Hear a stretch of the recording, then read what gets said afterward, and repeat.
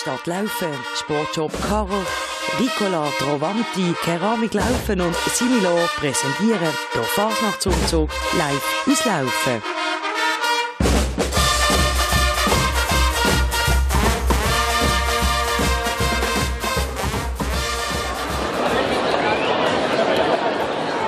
Herzlich willkommen, liebe Zuschauerinnen und Zuschauer, live aus dem Städtli Laufen. Schön, dass Sie dabei sind bei der Übertragung vom Fasnachtsumzug. Das diesjährige Motto lautet «Jedem seine Insel». Was hier damit gemeint ist, auf das kommen wir dann gerade sprechen. Zuerst aber möchte ich Ihnen unseren treuen Co-Kommentator und Schnitzelbänkler, Rainer Meier, vorstellen. Er wird Sie zusammen mit mir die nächsten 2 Stunden begleiten und mit viel Insiderwissen wird er die Übertragung schmücken und Sie sicher zum einen oder anderen Mal zum Schmunzeln bringen. Rainer, herzlich willkommen. Hallo miteinander. Und wir werden euch dann noch mitteilen, wo der zu Laufen Ferien machen kann und wo man vor allem gar nicht schnell fahren sollte. Das sind dann auch noch so gewisse Sujets, die an diesem Umzug werden ins Bild und in Ton werden umgesetzt werden. Es sind manche Themen, die Laufen beschäftigt hat, die letzten 365 Jahre. Auf das kommen wir später zu sprechen, selbstverständlich. Aber wir sind ja nicht allein, denn unsere Tatjana Pietropaolo wartet bereits im Städtli und hat sich hier unter das Fasnachtsvolk gemischt. Tati, wie ist bei euch die Stimmung? Ja, grüezi miteinander und ganz herzlich willkommen auch von meiner Seite hier im Städtli zu laufen. Die Stimmung ist gut hier im Städtli. Ich freue mich sehr, mich nachher hier drunter zu mischen und für Sie daheim ganz tolle Momente einzufangen. Ich bin bereit, ich habe eine tolle Plakette, eine laufende Plakette. Wir sehen uns später.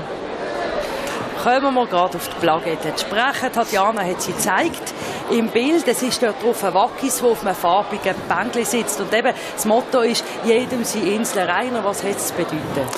Also im Städtli Laufen steht eigentlich das ganze Jahr, außer jetzt an der Fasnacht, wo es ja keinen Platz hat wegen den Leuten, stehen neu so Bänkli umeinander und die sind ziemlich bunt. Also es ist fast wie ein Strichcode, dann muss man sich das vorstellen. Und die Bänkli werden gezügelt, je nachdem.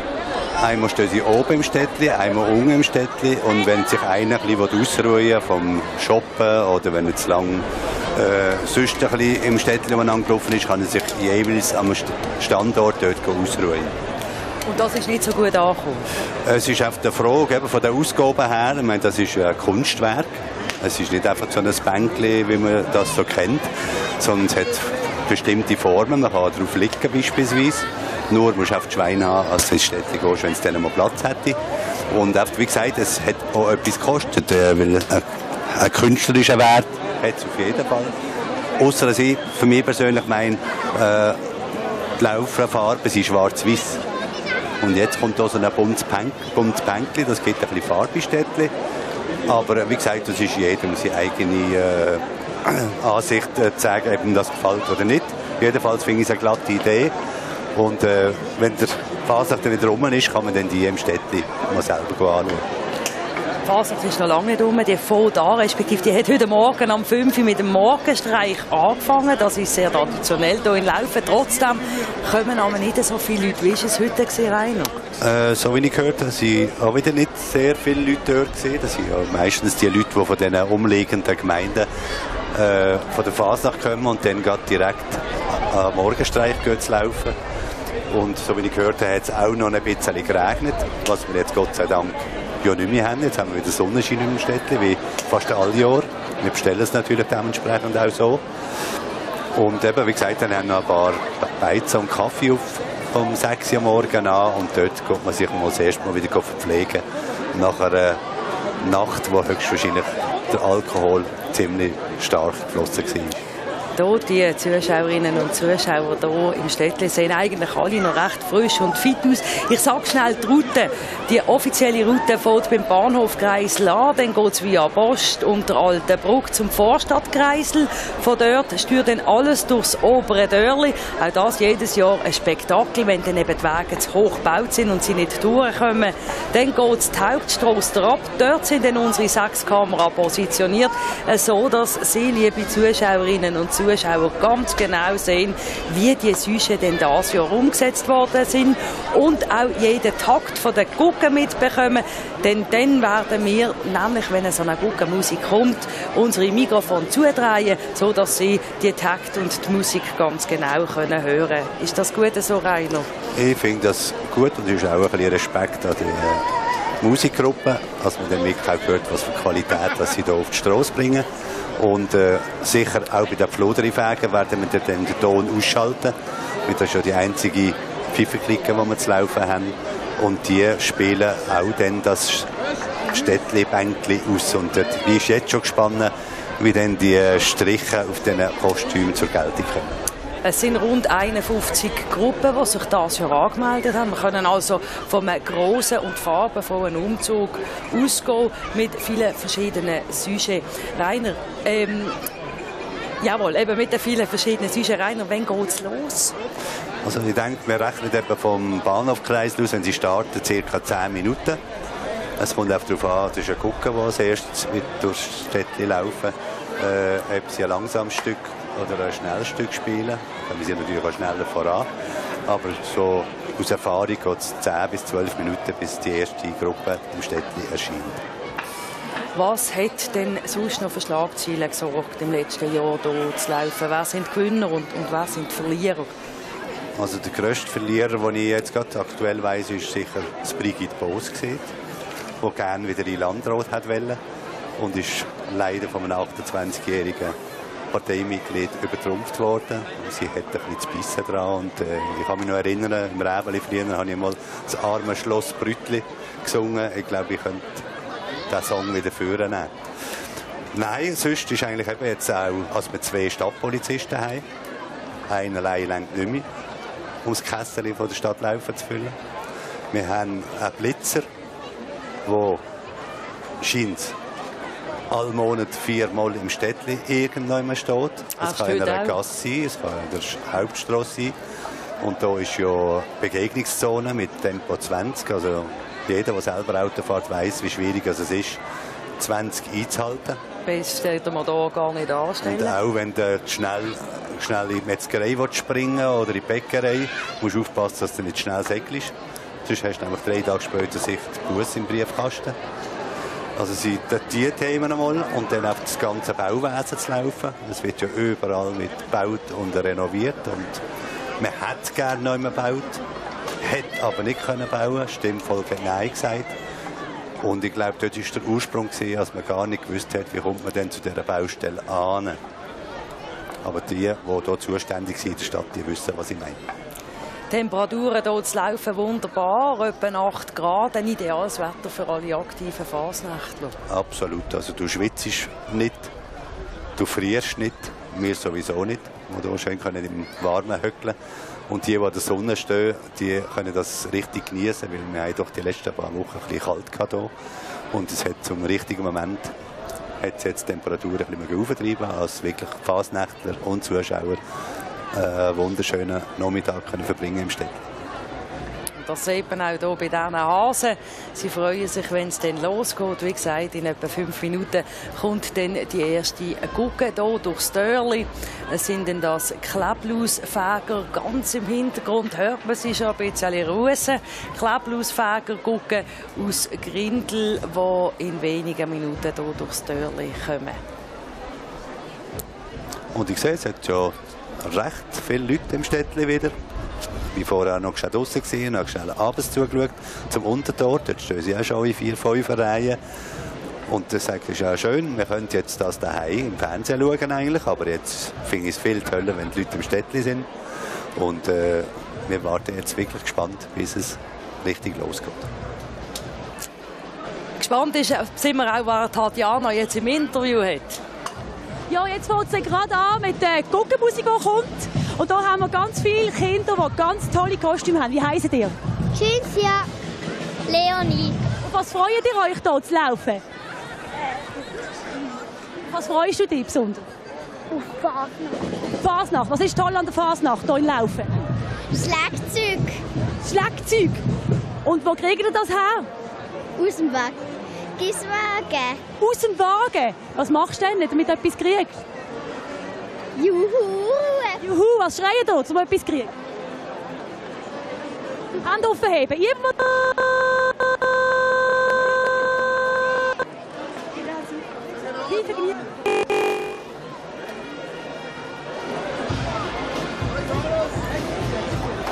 Die Kleinen freuen sich wie verrückt. Das ist auch ganz normal. Die Vorfreude ist riesig hier in Laufen. Rainer, wie geht eigentlich die Fasnacht weiter in Laufen? Jetzt haben wir heute den Umzug, heute Nachmittag, aber das ist ja noch lange nicht alles. Jetzt geht es dann noch richtig mit Schnitzelbank und mit Platzkonzert weiter. Ist das also, richtig? wenn der Umzug dann fertig ist, tun sich alle Wege ja bei uns im Städtchen platzieren. Dann kann man die mal ganz von nahe anschauen, auch die Sprüche, die sie draufgeschrieben haben. Gibt es bei euch noch keine Bussen?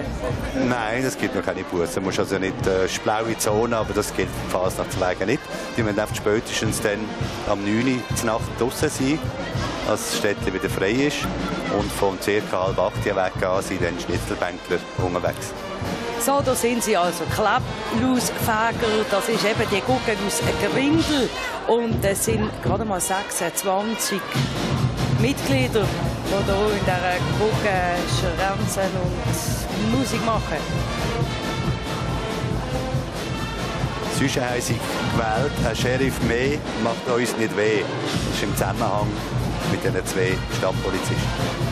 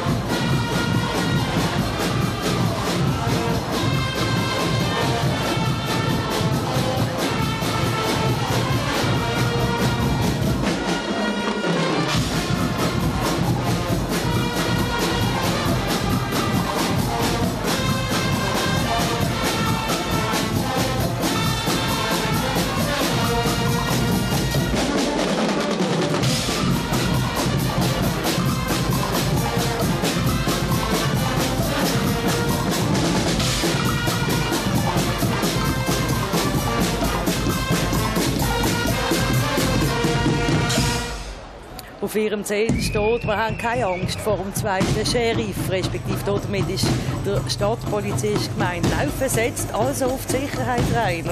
Ja, und das tut die Kleblauswege gar nicht beeindrucken, weil die schreiben auf ihrem Zettel noch weiter. Doch die News haben uns nicht aus den Mokassins gehauen und uns können den ganzen Tag versauen. Der Weimax ist nicht mehr allein am Ruder, er hat jetzt scheint einen neuen Blutsbruder. Nationalwackis, die kommen aus Breislach, das sind also Gäste. Haben wir viele Gäste dieses Jahr hier zu laufen? Das sind eigentlich keine Gäste, weil der Umzug setzt sich ja von Wegen aus der ganzen Region zusammen. Und die müssen sich ja auch beim Komitee anmelden. Und darum hat man von Blauen, von Röschens, von Breislach, von Breitenbach. Wir nehmen jetzt einfach so den Namen von den Ortschaften mal richtig auf unseren Dialekt. Die sind jetzt nicht von Breislach, sondern von Breislach. Das sind so Eigenheiten, die wir hier haben, wie die von Grindel, sind die von Gringel. Also das ist jetzt mir angeboren, dass ich das richtig sage. Und ich falsch.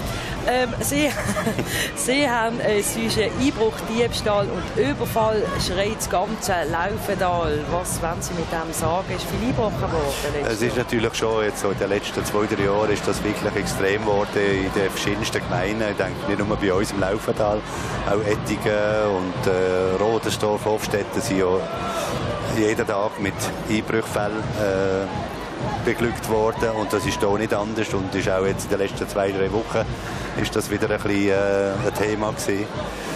Und ich denke eben, mit Bürgerwehren hin oder her, also man hat ja an einigen Orten schon verschiedene private Gruppen, die schauen, dass ihre Quartiere überwacht werden. Und ich glaube, es ist auch so weit sinnvoll. Es ist einfach ein bisschen schwierig, wie verhaltet man sich dann, wenn man so Einbrecher mal verwünscht, oder? Die Helvetio-Wackis, das sind 7 Leute, auch die ganz aufwendigen Wagen haben sie hier gebaut.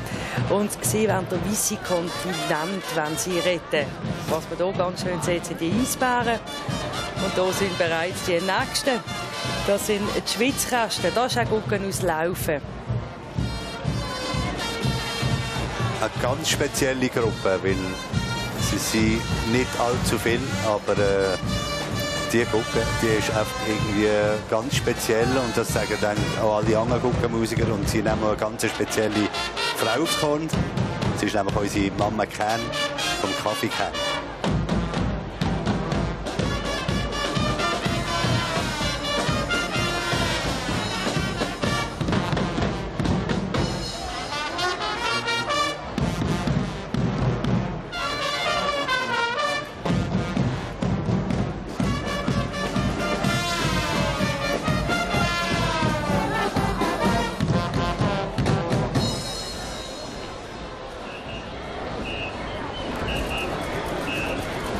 Unsere Mama Kern vom Kaffee Kern ist unvorstellbar.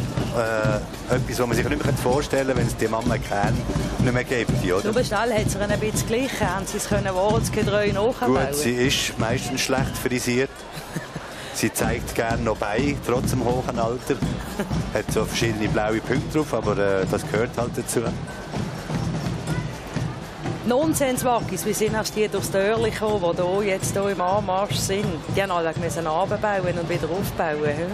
Ja, ich denke, die haben das schon genug vorher studiert, wie man das macht und verschiedene hydraulische Massnahmen getroffen.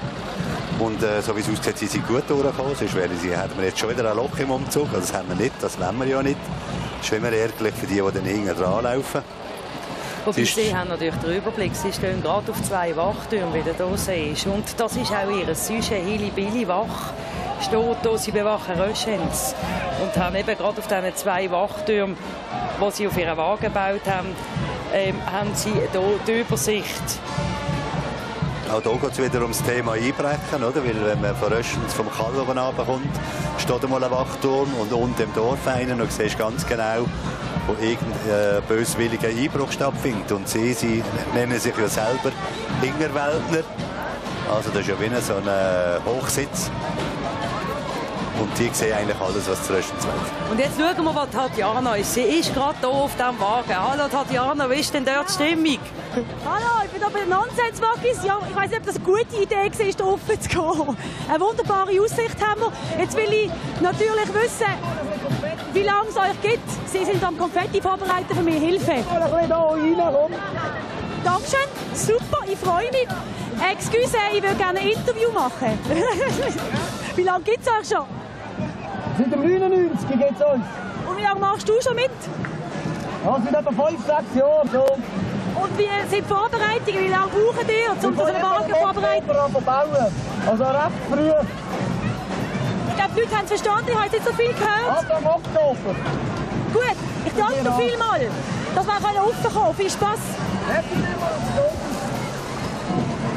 Dankeschön, Tatjana. Wir haben alles verstanden. Ab Oktober oder seit dem Oktober sind sie am Wagenbauen gewesen. Zuschauerinnen und Zuschauer haben das auch verstanden. Sehr eine aufwendige Fasnacht auf einem Wagen. Schon, ja. Also man hat schon viel zu tun, wenn man sich auch so präsentieren mit so schönen gebauten Wegen. Es braucht einfach Zeit. Und was schwierig auch ist, einen Ort zu finden, wo man das bauen kann. Und da muss man das Glück haben, dass man mit der Wärme vielleicht ein bisschen sein kann, was aber die wenigsten haben. Also frierst du auch manchmal einen Klöper beim Streichen.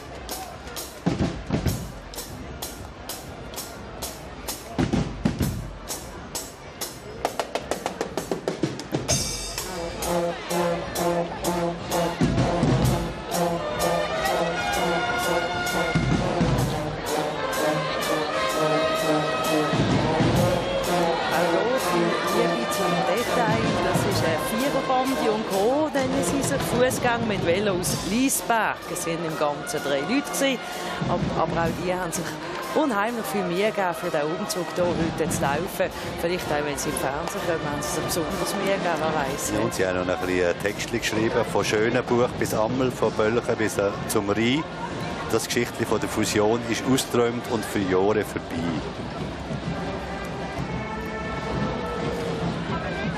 Im Hintergrund hören wir noch Kobbenbuben.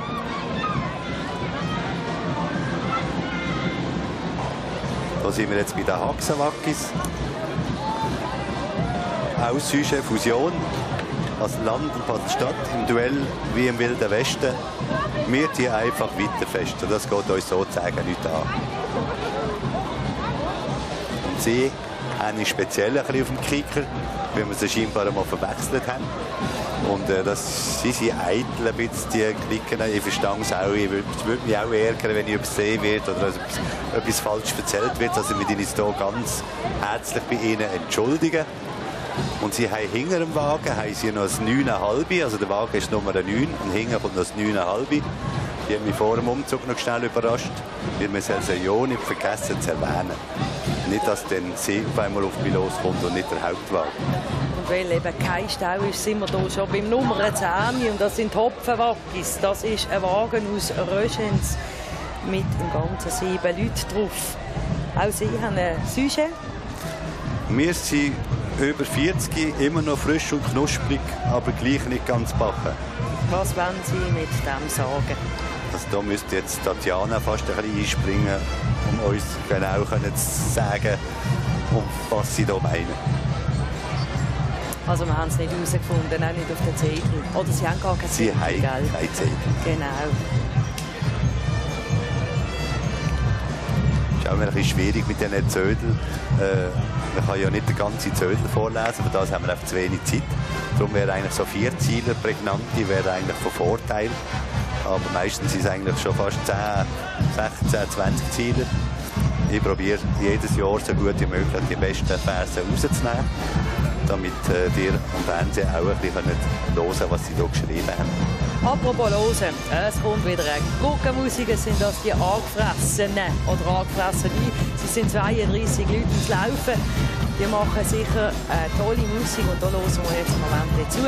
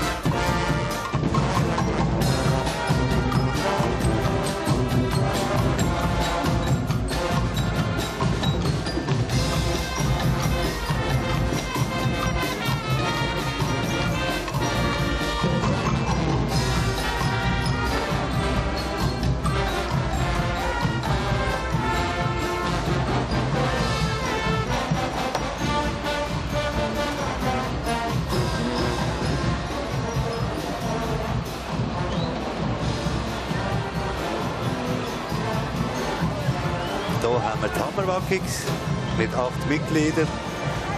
Wir sind Bauern und bleiben Bauern. Kantonsfusion AD. Sie prüfen die Kantonsfusion auf ihre Art. Rainer, wie ist die Kantonsfusion hier in Laufen angekommen? Also der Vorschlag, wie ist der hier angekommen?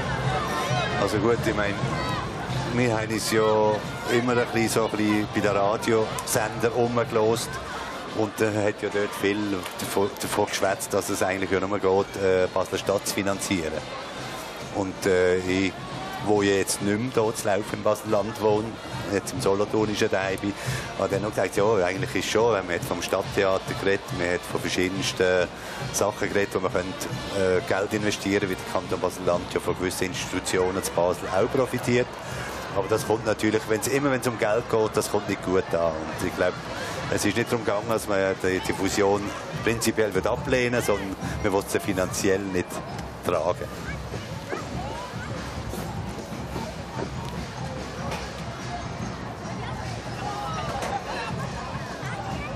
Stadtbachrat, Sie spielen dick und doof aus. Und da geht es natürlich auch um die 2 Polizisten hier, also jetzt 2 Polizisten hier zu laufen neben Max Wey. Wie heisst denn jetzt der zweite eigentlich?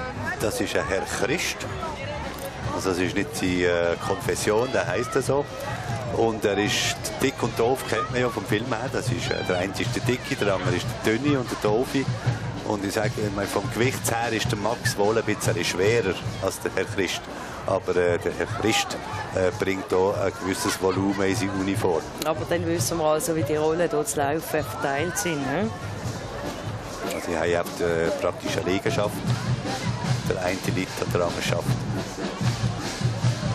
Und dann haben sie eben noch die neuen Blechpolizisten, die für sie arbeiten. Ja, die kommen dann die nicht so gut ankommen, hier zu laufen. Ich sage, das ist schon grundsätzlich, kann man sich auch vorstellen, was das wieder Geld in die Kasse gibt. Irgendwie verständlich. Hier schauen wir schnell wunderschöne Kostüme. Die wilden Wackis sind da. Sie haben sich sehr Mühe gegeben. Traditionell schwarz-weiß, Farben von Laufen. Das kann man sagen. Die sind vielleicht auch, die mal einen Bus verwünscht haben von diesen Zweien, oder? Sie suchen uns aus. Genau, und eben die Wackis umgesetzt als Vampir. Sehr schön. So Gruppen würde es eigentlich noch mehr vertragen zu laufen, oder? Am Umzug.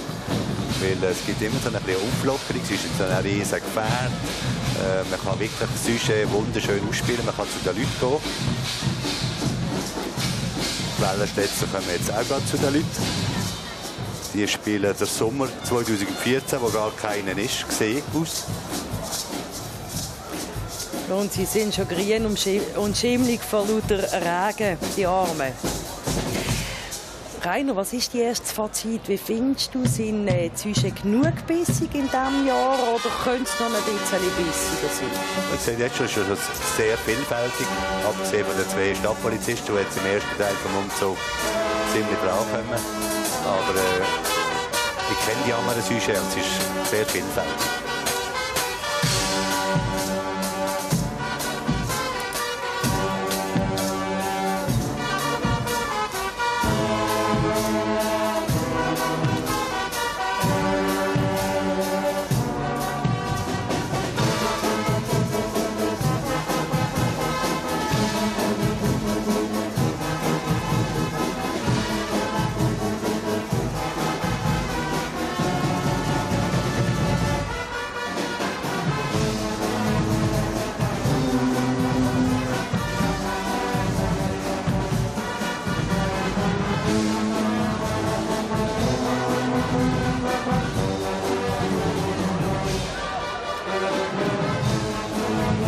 Jetzt Globetrotter. Die 4 auf dem Wagen, die kommen zusammen auf 250 Jahre und spielen das Jahr noch als alte Fasnächtler alles dumme Schwobenseich aus. Als guter Nachbar und grösste Nation passen die zu uns als Halbkanton. Die Deutschen, unsere Freunde, die wird ganz bleich. Es ist alles nur dumme Schwobenseich. Und hier haben wir die Narren. Genau, und der Globi oben drauf. Aber auch hier ein sehr aufwendiger Wagen, den sie hier gebaut haben. Allweg nicht erst seit dem Oktober sind die hier dran. Also der die gelbe Farbe mit anstreichen, der hat glaube ich heute noch gelbe Farbe unter den Fingernägeln. Er hat sie einfach kaum weggebracht.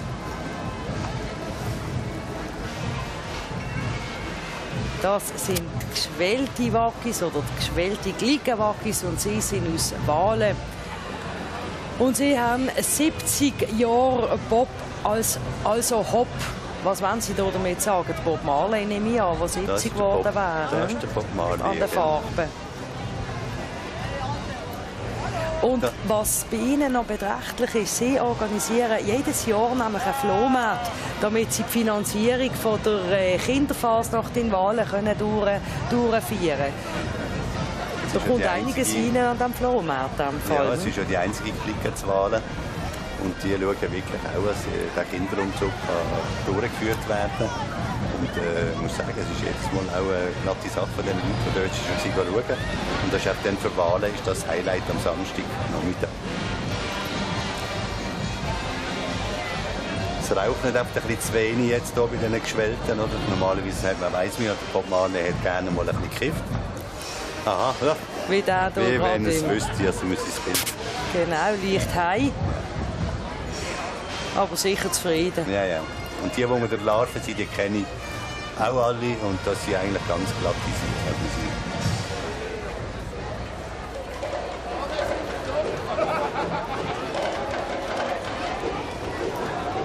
Die nächste Gruppe ist die Lumpensammlergruppe aus Zwingen. Die haben ein Sujet, das ich zuerst gar nicht verstanden habe.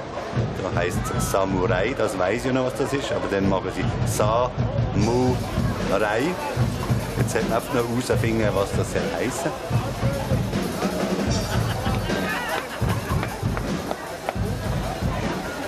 Also an der Großtümer ist es eher beim Samurai statt beim Samurai. Vielleicht finden wir es noch raus. Vielleicht findet sie unsere liebe Tatjana raus, wer weiß. Sie ist auch mal ganz nah bei diesen Samuraien. Ganz viele Freunde, die noch zusammen hierher kommen. Wie ist die Stimmung? Wie geht es euch? Super,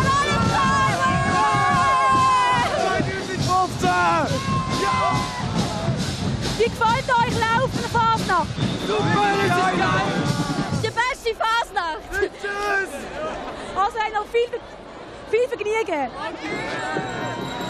Dankeschön vielmals, hat die falsche Seite gesehen, aber es spielt keine Rolle. Jetzt wissen wir dafür, dass es ihnen gefällt, hier zu laufen.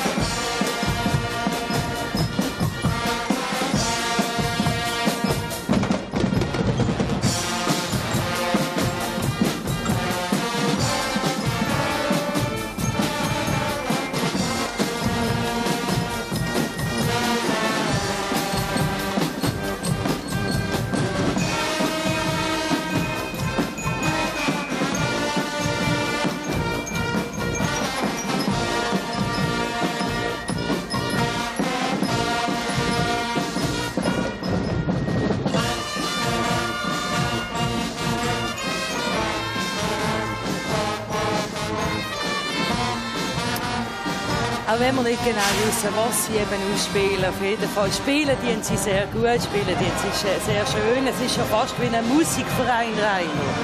Haben Sie da noch wirklich richtige Gucken, die ein bisschen falsch tönen? Ja, Gibt es das wenn man noch? so einmal im Jahr, weißt du, an der Fasnacht so kann zuhören, dann ist es gleich. Wenn es so nach Pressband tönt, oder es ist einfach, gehört alles zu der Fasnacht.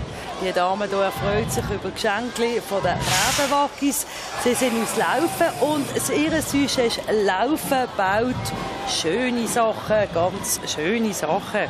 Also ich muss sagen, SCH Pünktli, das heisst schöne Sachen. Das könnte etwas anderes heißen.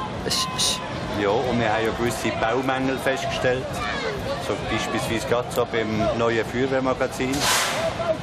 Wegen dem hat Laufen ja einen Stützpunkt hier, weil dort eine Decke durchgehängt ist beim Bauen von diesem Magazin. Aber ich glaube, nicht nur das ist schief gelaufen. Ja, es ist einfach, die Zufahrtsstraße ist auch ein bisschen schlecht konzipiert.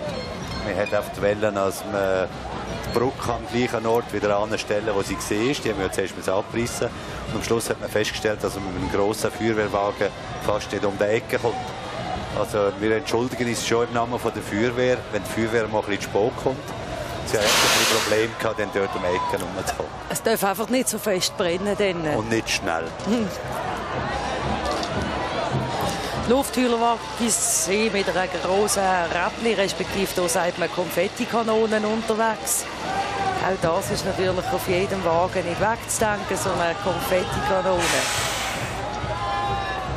Und die nicht einmal Konfetti rausblasen aus dieser Kanone, sondern die ganze Fötze kommen hier vom Himmel oben runter. Sie nennen sich ja Weltmeister.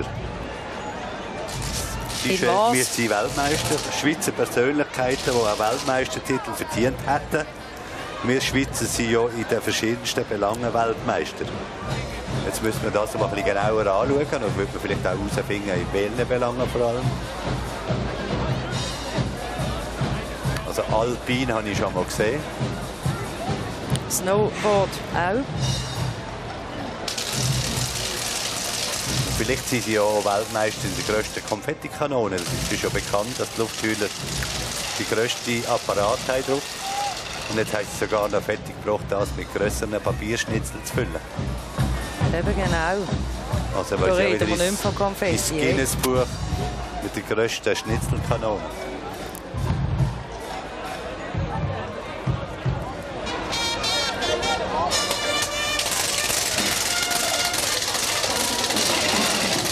Eisfäger, 60 Jahre Eisfäger.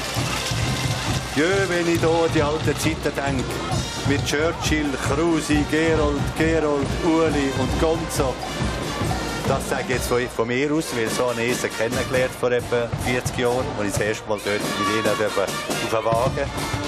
Unterdessen haben die ein junges Zepter übernommen. Aber sie stehen den alten Leuten nach. Die feiern jetzt unterdessen ja noch so einen Fasnachtsbeiz. Das ist zwar nur für Insider gedacht. Und kochen dort für ihre Stammgäste, die sie jedes Jahr wieder die besuchen. Und das hier sind die Nasengrübler. Auch das gucken uns laufen. Und sie spielen diebische Elstern aus.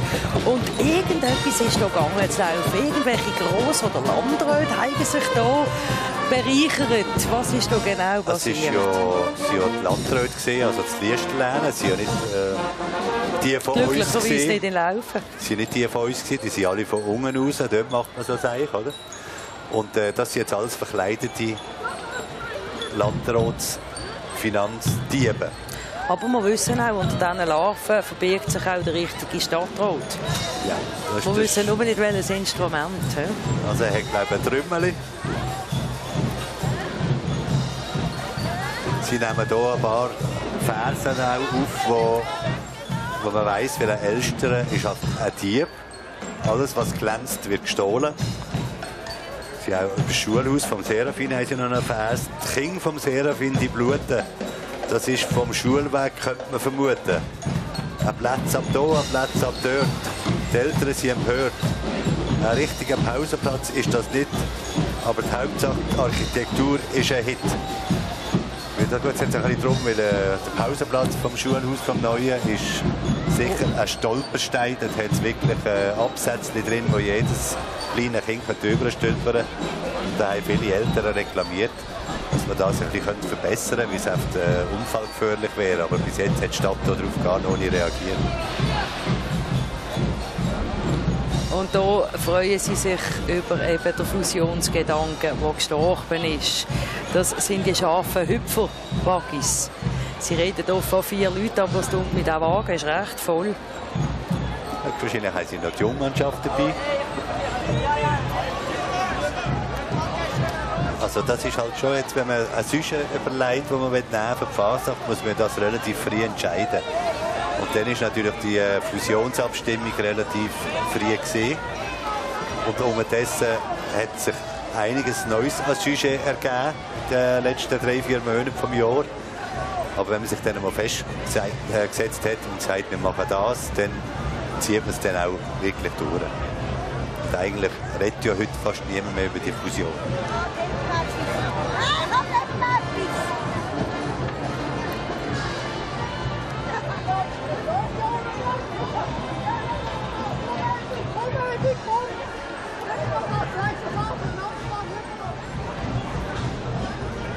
Das sind die 7 Siechen.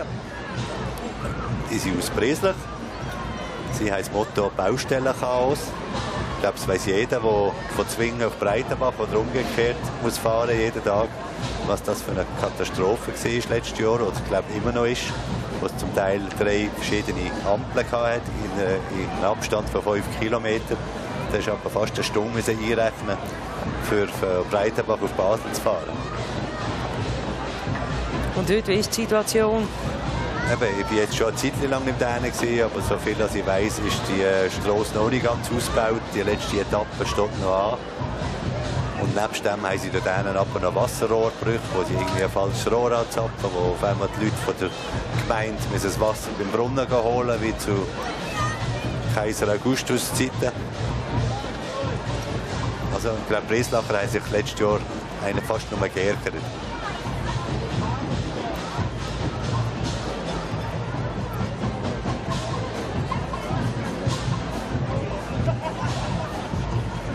Nächste Gucke mit 35 Leuten sind die Ladykillers. Ikeaner total vermöbelt.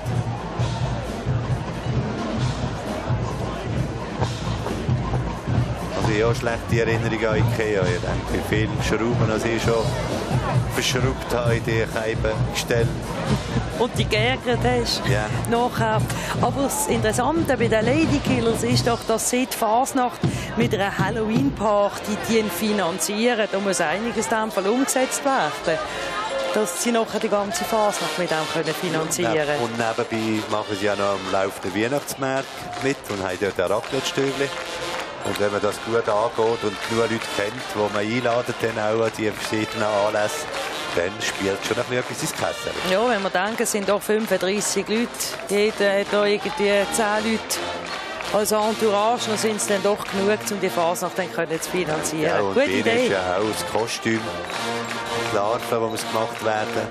Ich weiss jetzt nicht, ob sie die selber machen. Aber ich sage, es geht schon ein kleines Geld rein. Ich denke, wenn so eine Guckenmusik nur für das Kostüm und alles, muss schon etwa 200, 250 Franken rechnen. Und dann kommt auch noch der Mitgliederbeitrag dazu. Und dann haben sie ja auch noch Wochenende vor der Fasnacht, wo sie irgendjemand hingehen, an eine andere Fasnacht besuchen. Aber auch ein Ikeaner kennt keinen Schmerz. Kennt keinen Schmerz. Genau. Der hier schon gar nicht.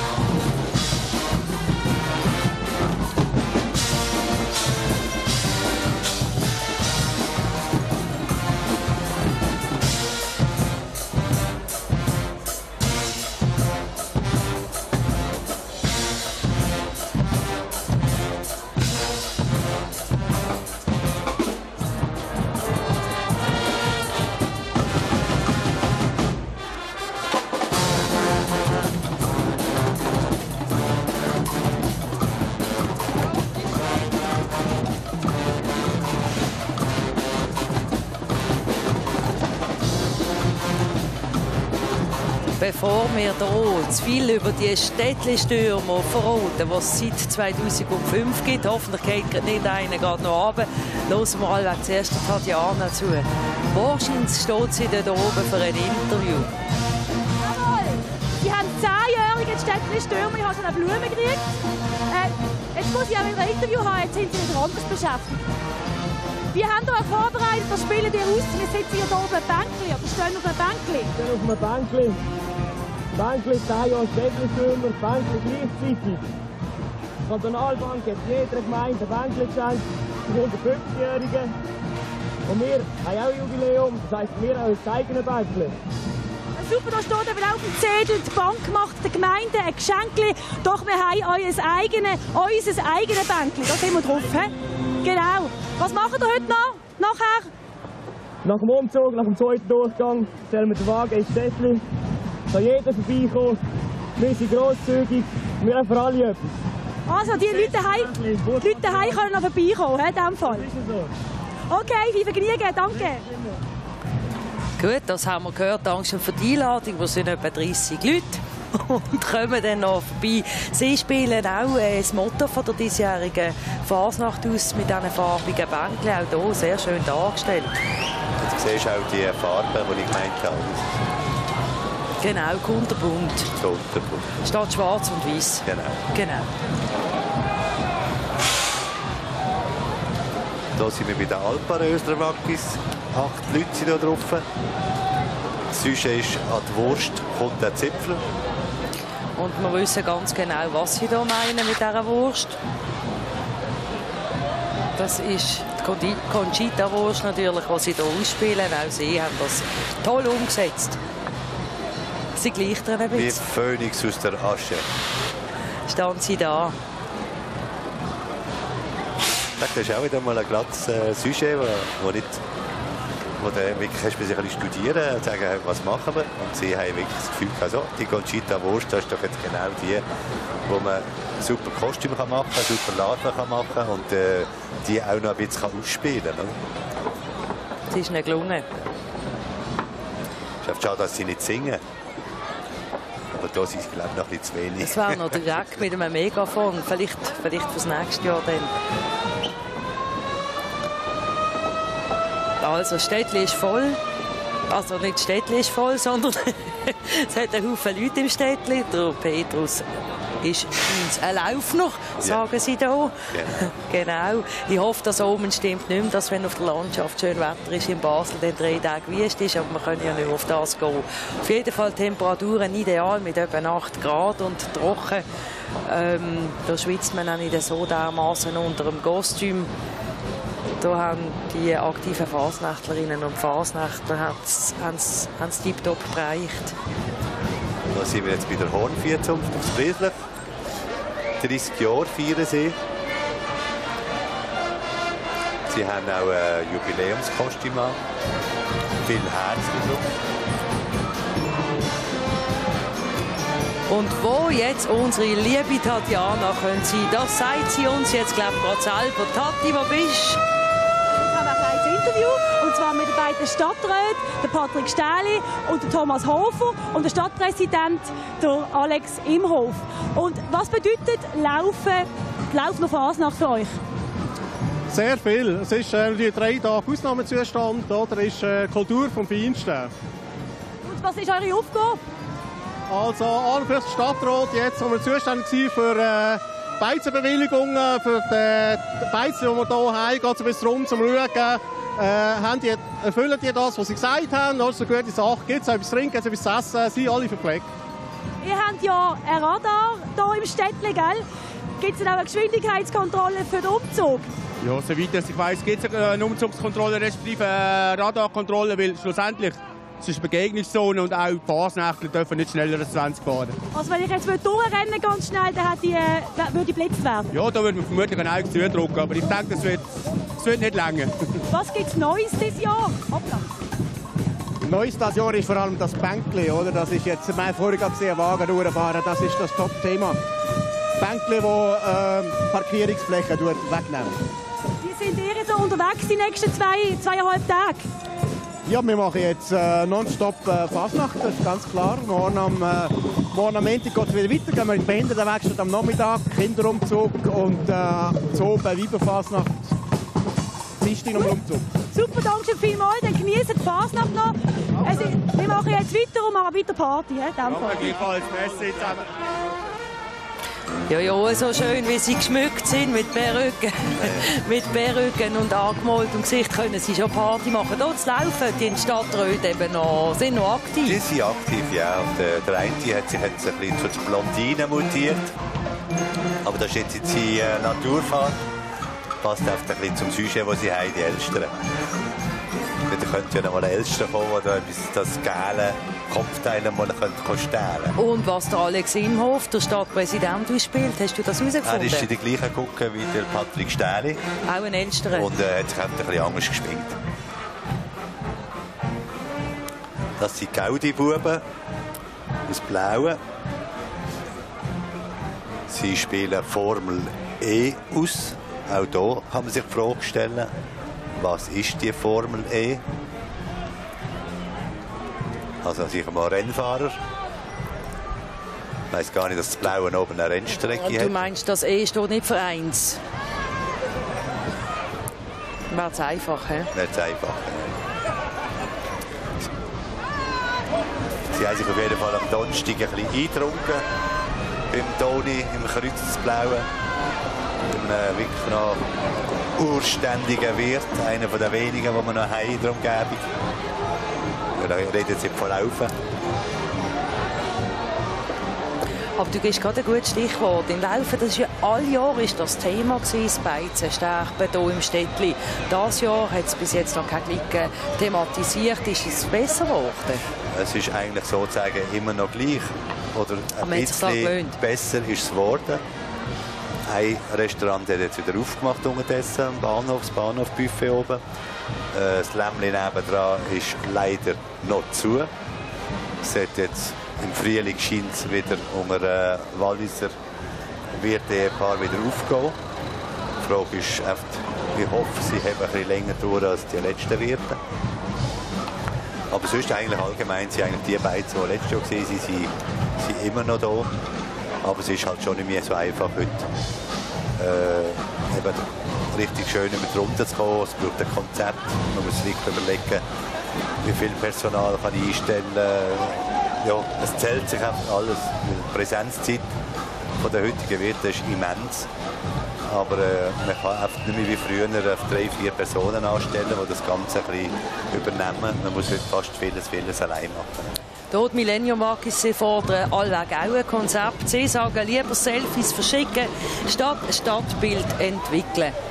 Sind Sie nicht so zufrieden? Nein, also sie sagen sich im Grunde genommen, die sich lieber die Stadträte selber fotografieren, als irgendwie etwas Neues oder weiter etwas zu entwickeln, weil wir reden hier von dem Step-by-Step-Programm, das ein bisschen in Stocken geraten ist. Eben, ich glaube, so viele gehört hast, ja zu Basel und das Selfie ist eines der Top-Themen. Und hier sehen wir es eigentlich relativ wenig, obwohl jeder weiß, was es ist.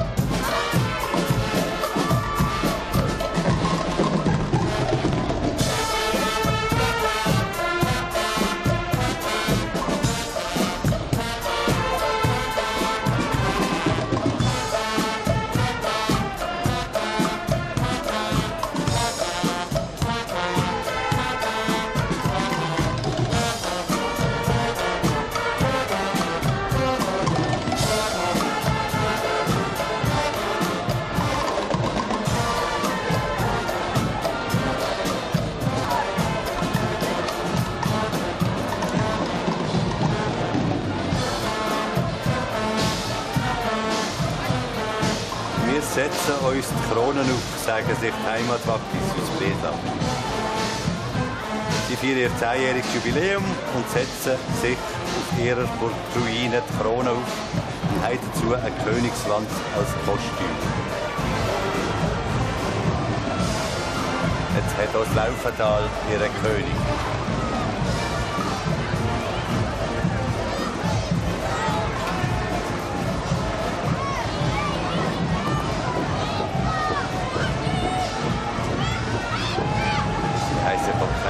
Gespart.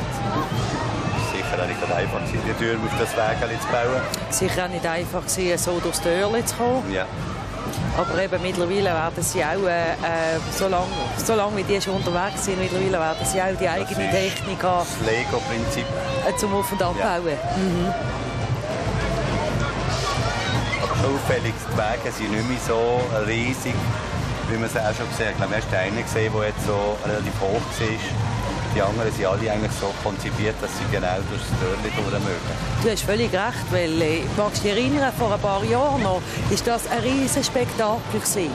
Und durch das Dörrli, das hat einen riesen Stau auch jedes Jahr ausgelöst. Heute würde ich sagen, ist es sehr flüssig, vielleicht auch dank dem sie sich an die vorgegebenen Normen anpassen. Genau. Und es ist auch, unterbricht ja auch der Fluss von der Fasnacht. Wenn man weiss, jetzt müssen wir die Larven abziehen, umbauen, wieder aufstellen, wieder die Larven anziehen. Es ist ja viel schöner, wenn man eigentlich durchfahren kann und das Dörrli ohne grossen Aufwand kann passieren.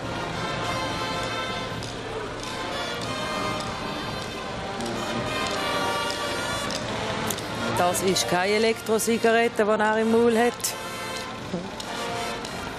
Aber auch er genießt seinen Auftritt, respektive seine Verantwortung, die er hat.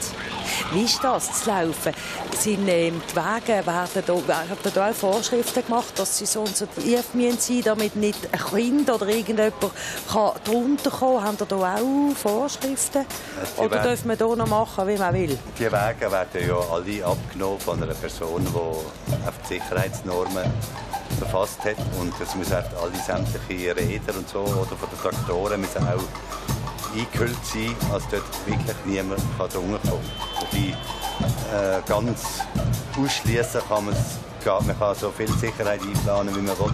Wenn es dumm läuft, kann gleich halt irgendetwas passieren. Und wir haben bis jetzt wirklich das Glück gehabt, dass Laufen praktisch noch nie etwas passiert ist. Das ist eine gute Musik aus Röschenz. Da sind 26 Leute und heissen die Helmli-Bieger. Ja, weil eigentlich eben, wie gesagt, Helmli-Bieger, das heisst, Röschenz nennen wir ja Mattegumper. Und wenn ein Mattegumper auf einem Grashalm hockt, was passiert dann mit dem Helmli? Es biegt sich. Genau, das sieht Helmli.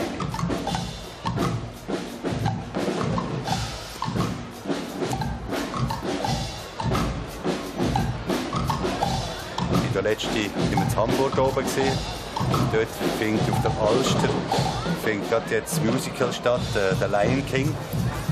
Ein wahnsinniges Bild, wenn man vom Fischmarkt Hamburg rüber schaut, wo das stattfindet. Man kann schon mal mit einem Boot rüberfahren. Und statt dass wir jetzt hier ein Musical haben, haben wir die Helmli-Bieger, die uns der Lion King hier anbringt. Hier in Städtli bringt, genau. Bei uns ist dann der Freddy Burger, der es bringt.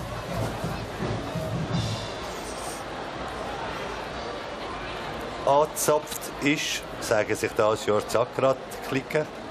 9 Leute.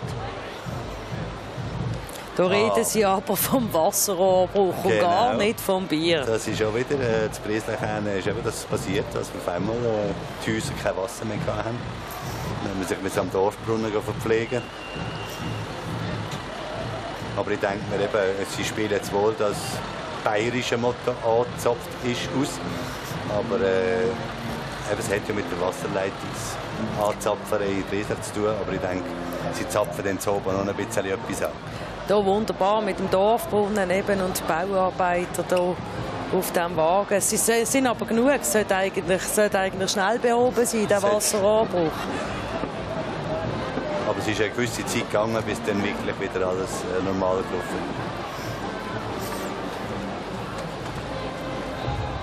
ist. Eben nebst dem, dass es so viele Baustellen haben, wo die Strasse verbreitert wird, neue Leitungen müssen gelegt werden, passiert noch so etwas noch. Also, die waren wirklich von nichts verschont letztes Jahr in Brieslach. Und hier die Götterwaggis, die feiern ihre Premiere hier an der Laufner Fasnacht. Ich hoffe, es gefällt Ihnen hier sehr. Altgermanisches Haus nennen sie ihren Wagen und sie kommen als nordischer Gott Thor daher. Also für das erste Jahr, wo sie mitmachen, geht ein Gott ausspielen, braucht auch Mut. Ich wollte es gerade sagen, ganz bescheiden sagen sie, die Götter sind zurück. Was habt ihr vorher ohne sie gemacht? Ja, aber lieber Götter läuft der Vater als Karnevalsprinzen wie in Deutschland. Du hast total recht. Und hier einer etwas wieder für die Scheissdreckzügel. Ja, das der Pfaffelberger ist das, wenn ich es richtig lesen konnte. Wenn ich darf sagen, ist das ein bisschen mein Liebling am Umzug, weil er baut das alles selber, was er da auf seinem Wägeli hat. Er hat eine Bohrmaschine drauf, die Wasserleitung an Bord hat, weil er kommt aus Brieslach. Er hat praktisch das Baugeschäft, wo er dann die Strasse immer sperren drauf.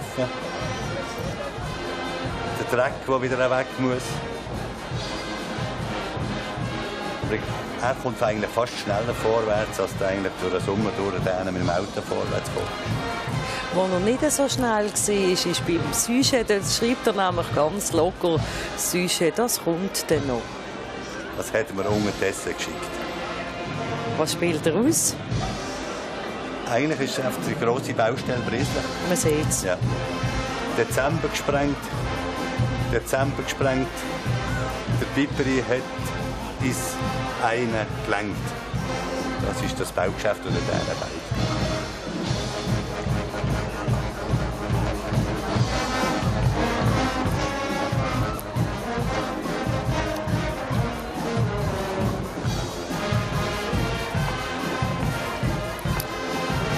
sonst hier von der Biersgucker laufen ist 40 Jahre. Auch sie haben also ein Jubiläum zum Feiern und setzen das um als wunderschöne Wikinger, so wie ich das hier kann interpretieren.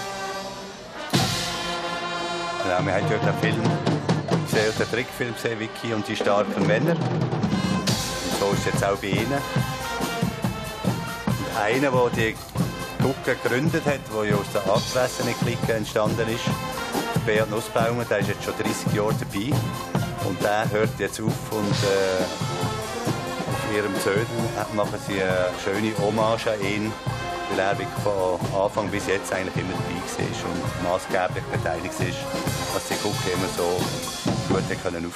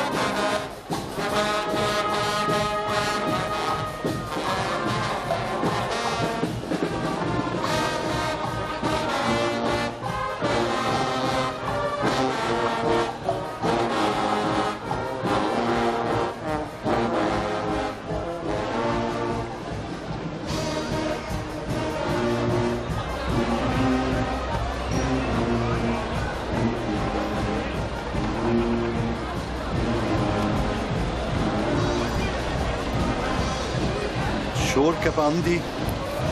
Wir lochen mit. 3 Fragezeichen.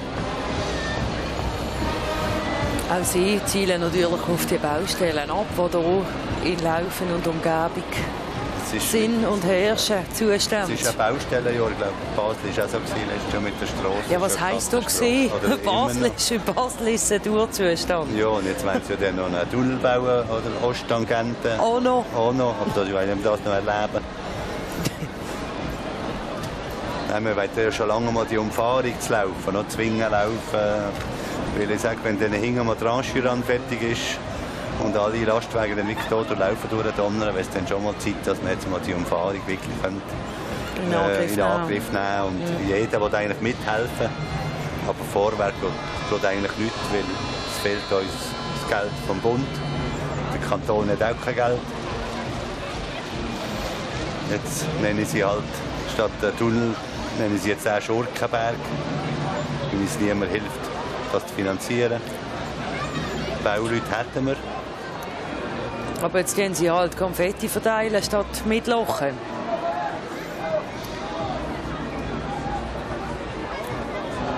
Apropos Konfetti. Ist es bei euch auch Vorschrift, dass nur eine Konfettifarbe verwendet werden oder dürfen ihr hier die Konfettifarben auswählen und auf den Wagen auch wieder wenden? Wir können auch, was wir wollen eigentlich. Sie müssen oft, ich glaube, es gibt gar keine Vorschrift. Es ist irgendwie von gewissen Substanzen, die in den Konfetti drin sind, muss man Abstand nehmen. Weil das könnte je nachdem Klumpen geben und man hat Kanalisation das Problem, das zu schlucken. Aber ich glaube, das sind irgendwie so eher so die goldigen, mit denen hat das zu tun, die so bearbeitet sind auf der Oberfläche. Aber Farben sind wir frei. Hast du schon gesehen beim Bänkli, oder? Also jede Farbe können nehmen. Eben, Laufen ist farbenfroh. Farbenfroh. Und empfänglich für das Thema. Ja, alles. Es gibt schwarze, rote, grüne. Also politisch gemeint. Im Hintergrund, wir hören sie erst, aber wir sehen noch gar nicht, aber wir hören sie und darum eine besondere Ankündigung auf die Flurtriefäger. Doch, jetzt hier sehen wir sie auch noch langsam. Flurtriefäger, das ist also die erste und die einzige Clique hier zu Laufen. mit 25 Leuten, mit 25 Fasnachtlerinnen und Fasnachtler. Werden es immer weniger oder sind es das Jahr mehr? Es ist eigentlich bleibt sich im Moment ein bisschen gleich. Sie haben ein bisschen Probleme, noch wieder mehr Nachwuchs zu bekommen, aber die Anzahl Mitglieder bleibt sich eigentlich gleich. Und jetzt sage ich etwas von Ihnen, die Sie auf Ihrem Zödel haben. Liebe Leute von und rundum laufen, habt ihr auch schon gemerkt, kürzlich beim Einkaufen? Im Städtli steht so spezielle Grümpel umeinander. Grösser als die Infostele oder eine Märzstange. Ist es echt ein Hinweis auf einen Hohl- und Bringtag? Oder direkt auf die Sperrgutabfuhr von der Kehlsack? Also sie spielen aufs Bänkli an. Wie gesagt, ich kann geteilter Meinung sein. Und wenn wir sie hier schon so schön haben, dann hören wir doch noch ein paar Takte den Pfludrifäger zu.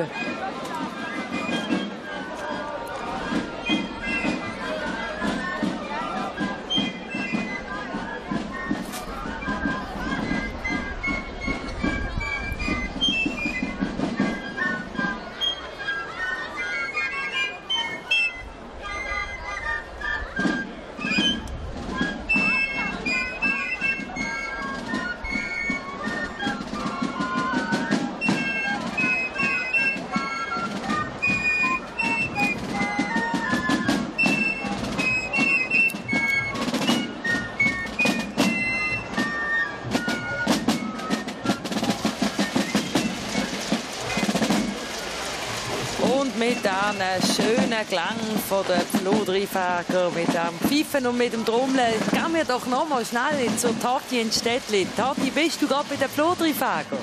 Ja, ich bin gerade bei den Pfludrifäger. Sie laufen gerade an uns vorbei. Sehr farbenfroh, wie du vorher schon gesagt hast. Und so farbenfroh sind auch alle die Leute, die hier im Städtli sind. Und ihr kommt gar nicht von Laufen, gell? Nein, wir kommen vom Seldisberg. Gefällt es euch, hier zu laufen? Es gefällt uns sehr gut. Hier ist ein fröhlicher Umzug, farbenfroh. Das erste Mal hier? Ja. Und ihr? Wie oft sind ihr schon da gewesen? Sind ihr von Laufen? Jedes Jahr, ja. Jedes Jahr. Ihr habt, glaube ich, noch einen besonderen Gruß, den ihr ausrichten. Wir grüßen ganz lieb meine Schwester, die im Spital liegt, leider in Kleinlützel verunfallt. Und wir genießen für sie die Fasnacht. Gut, dann grüßen wir uns, dann machen wir hier noch ein Fest. Dankeschön vielmals. Und an dieser Stelle auch für uns gute Besserung. Und nicht nur der Schwester, sondern natürlich all diesen Leuten, die jetzt aus irgendwelchen Gründen nicht da sein können. Oder nicht, generell nicht können am Fasnacht gehen. Wir sind auch froh, sind wir da und haben nicht die blöde Grippe verwünscht.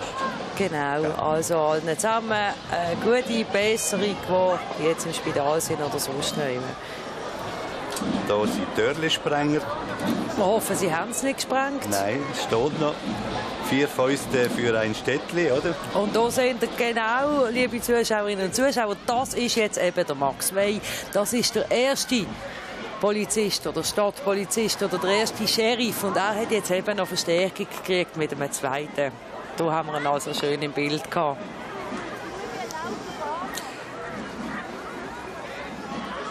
Ein Ehre für den Max Wey, wenn er dermaßen inszeniert wird. Ja, er ist sich gewöhnt. Ich meine, jedes Jahr kommt er dran und du bist auf der... Du stehst umeinander im Städtli, hast ein Blöckli in der Hand und dann bist wie schön gesagt, der Liebste, den du siehst, oder? Aber er macht seine Sache gut und einer, der Buß bekommt, dem steht er halt schlecht und der andere sagt, oh Gott sei Dank hätte ich mich nicht verwünscht, oder? Aber sie machen ihren Job. Und sie machen ihren Job ja auch während der Fasnacht. Sie schauen, dass alles gut läuft, dass der Umzug, dass die Strassen abgesperrt sind. Ich meine, sie haben wirklich einen Haufen zu tun. Es ist wirklich nicht immer nur der Sinn davon, dass man sie in die Pfanne haut. Man muss auch mal sehen, was sie wirklich auch gut machen. Und das ist mehr als das, was sie eigentlich schlecht machen. Die Hirzenfäger gucken, auch sie machen einen absolut guten Job, denn das Volk links und rechts wippt zu ihren Takt und wir hören die Takt.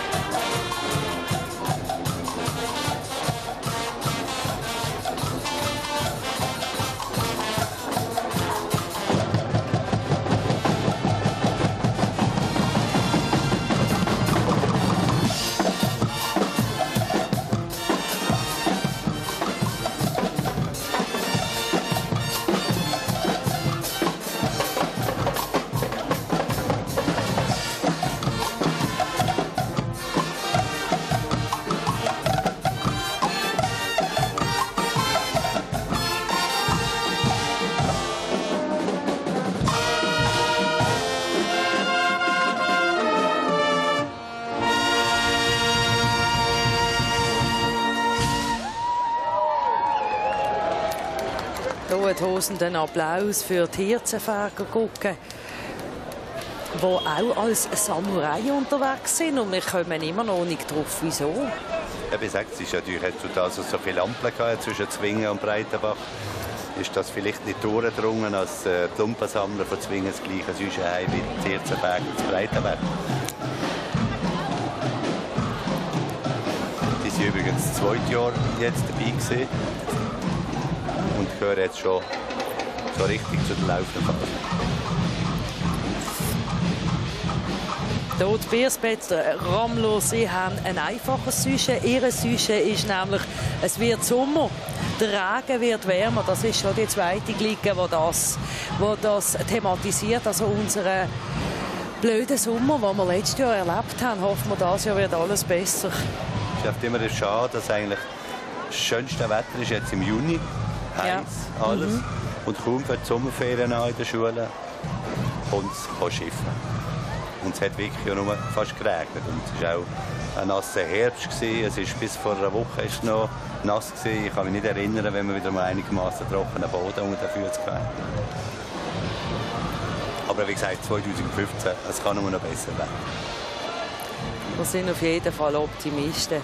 Das denkt sicher auch Sie, die Dame, die hier so nett vor sich hin lächelt. Genau. Auch Sie haben allweg Mühe gehabt, hier durchs Dörrli zu kommen. Wir wissen es nicht. Aber auf jeden Fall wissen wir, dass Sie keinen Stau produziert haben. Das haben Sie nicht. Weil es läuft hier wirklich zu laufen. Es läuft. Ohne Stau und gar nicht. Und auch Sie haben sich wahnsinnig Mühe gegeben. Oder? Ja, der Wetterfrost noch. Du siehst zwar nicht, Bucheli ist es nicht, die von Solothurn ist es auch nicht. Vielleicht ist es unsere. Wer weiß. Wer weiß.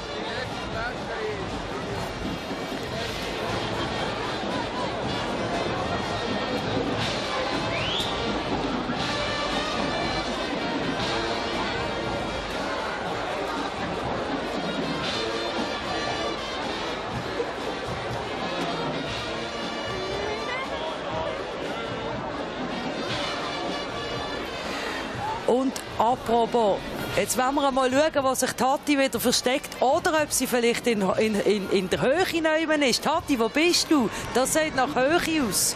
Ja, ich bin in der Höhe und schon wieder ein bisschen Panik, dass ich mich nachher stopfe. Ich bin wieder Chaoten. Was spielen die aus? So gut, ich sehe es, Polizisten. He? Wir spielen unseren neuen Stadtpolizist aus. Und wie lange haben wir jetzt gebraucht, um das zu gestalten, was wir jetzt hier haben alles? Ja, also eigentlich haben wir im Oktober angefangen, aber der grösste Teil Sonntag, Freitag gemacht. Wie sieht das Programm noch aus für heute? Heute oben, ja. Bleiben bis morgen. Ich bleibe bis morgen. Am Dienstag ist ja auch wieder Umzug. Ihr habt ja hier Toblerone. Was habt ihr alles noch zum Verschenken? Toblerone und Teeheimer. Und wie gebt ihr das aus? Wie schmeißt ihr das aus? Einfach so oder speziell für irgendwelche Damen, die ihr toll findet? Ja, Damen. Nicht wirklich, aber Leute so etwas sympathisch und den Blickkontakt suchen und dann raus mit dem Zeug. Darf ich ein bisschen mithelfen? Ja, gerne. Wunderbare Aussicht von hier oben. Also, nimm doch mal Toblerone. Du hast dir etwas sympathisch. Dann das Licht, bitte. Ja, ja, dann einfach schießen. Dann ist die Wandgelenk raus. Sie macht das gut, unsere Tati. Treffsicher ist sie, unsere Tati. Aber hast du gehört, was der Wackis gesagt hat? Wie lange bleiben die? Ja, wir bleiben einfach einmal bis morgen. Wir bleiben so lange, bis wir die Mutterspruch nicht können, hat er auch können sagen. Oder dann so jung kommen wir auch nicht zusammen. Also ich glaube, so viele Stadtpolizisten wie das Jahr haben wir noch nie das Laufen der Fasnacht. So sicher sind wir noch nie gesehen. Das kann nichts passieren. Es können alle auf Laufen kommen, weil da seid ihr sicher auf jeden Fall das Jahr. Tressi-Lochkuchen, das ist ein Gurken aus Grellingen, das ist auch nicht weit weg von hier, es sind 28 Leute. Und auch sie spielen dieses Jahr ein Sujet aus. Hobbit, wir sind Hobbit-Ruchen vom Mittelkessiloch. Sie haben nämlich ein Jubiläum und feiern ihre 30 Jahre, die sie auf dem Buckel haben.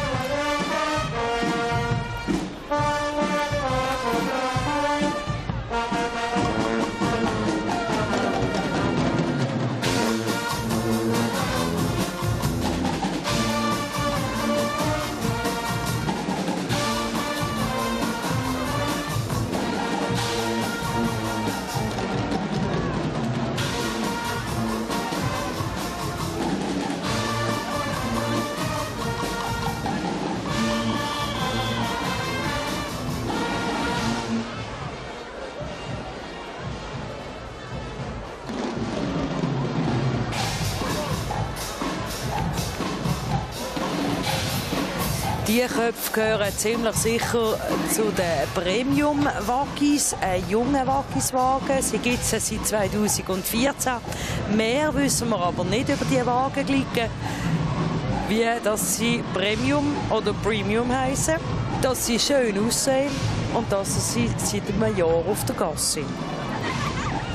Wir sind halt immer ein bisschen angewiesen darauf, dass wir irgendwie Zödel bekommen, vorgängig, wo der Beschrieb drauf steht, was für eine Sujet die jeweilige Gruppe ausspielen. Dann können wir uns natürlich dementsprechend auch ein bisschen vorbereiten. Andererseits kann ich hier sagen, schaut mal die schönen Larven an, die sie haben. Also für das, dass sie jetzt das 2. Jahr dabei sind, gehören sie zu den schönsten Bildern, die man sehen kann, so einen Fasnachtsumzug zu laufen. Weil so einen richtig schönen Waggis, was das Fasnachtsherz, was so Schmäh.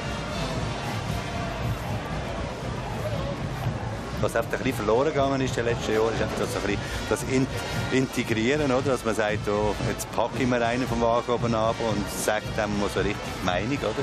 Was hat er da wieder für Bänkchen gestellt? Wieso muss jetzt der Radarblitz wieder blitzen, wenn wir hier durchfahren? Also das ist ein bisschen verloren gegangen und das ist auch nicht so jedem gegeben. Zu intrigieren, das muss nicht nur direkt vom Wagen sein, sondern das kann jetzt oben in den Beizen stattfinden. Passiert das? Eben nicht mehr. Das auch nicht? Eben nicht mehr. Okay. Und, weil der Umzug ist fertig, Larven ab und dann geht man in die Beiz, hockt an, jetzt lustig. Aber wie wir früher so mit den Larven in die Beiz gegangen sind und alle abgehauen haben, die das Gefühl haben, über diese weise Geschichte, das war schon einmalig gewesen. Und eben heute hat man vielleicht auch ein bisschen anderen Slang. So, man findet nicht mehr die richtigen Worte, dass es nicht gerade verletzend ist. Und das ist halt ein bisschen Kunst. Das ist ja eine Kunst von uns zwei ein bisschen, dass wir eigentlich probieren, die rechten Worte zu finden. Wenn halt mal ein falsches Wort kommt, müssen wir uns entschuldigen, aber es kann auch uns mal etwas passieren.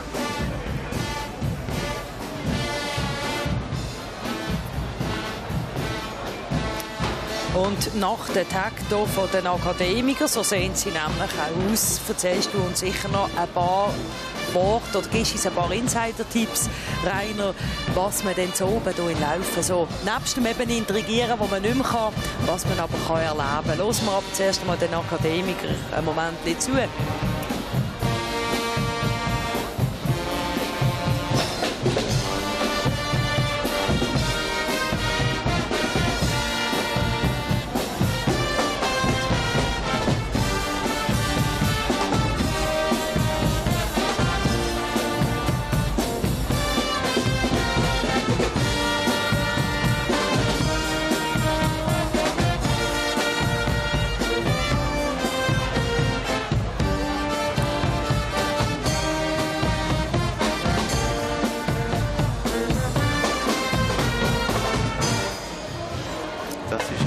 Akademiker aus Basel, so viel als ich weiss, ist ein Gastgucke und gewisse eigene Laufner Fasnachtsgucke haben nicht so Freude an der ganzen Geschichte, dass sie jetzt hier mitlaufen. Wir haben mal beschlossen, dass es so und so viele Gucken haben. Ich persönlich sage, zum ganzen Umzugsbild, das wir jetzt gesehen haben, finde ich, sie passen genial rein, sie haben wunderschöne Larven. Der Rhythmus auch gut, also warum sollen wir jetzt hier bei uns auf die, sagen, ein neues Pünktchen-Fahrt mehr und laufen Fahrzeug. Und sie sind in den Farben von Laufen, nämlich schwarz-weiß, die haben sich also total angepasst. Anpasst an das Stadtbild. Ich wusste, warum es ja so muss. Et voilà.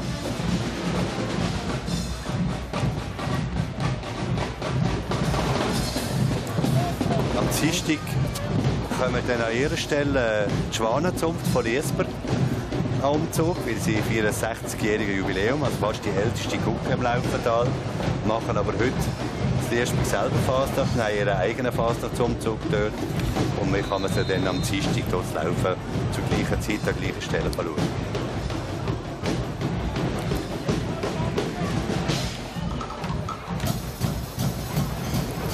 Zodeli, und wer von Anfang an dabei ist und die Live-Übertragung mitverfolgt, der weiss oder die weiss, dass sich jetzt der Umzug nämlich wiederholt. Also alle Formationen oder alle Gruppen, die wir am Anfang gesehen haben, die kommen jetzt wieder, weil eben die Route an diesem Fasnachtsumzug zweimal durchgeht.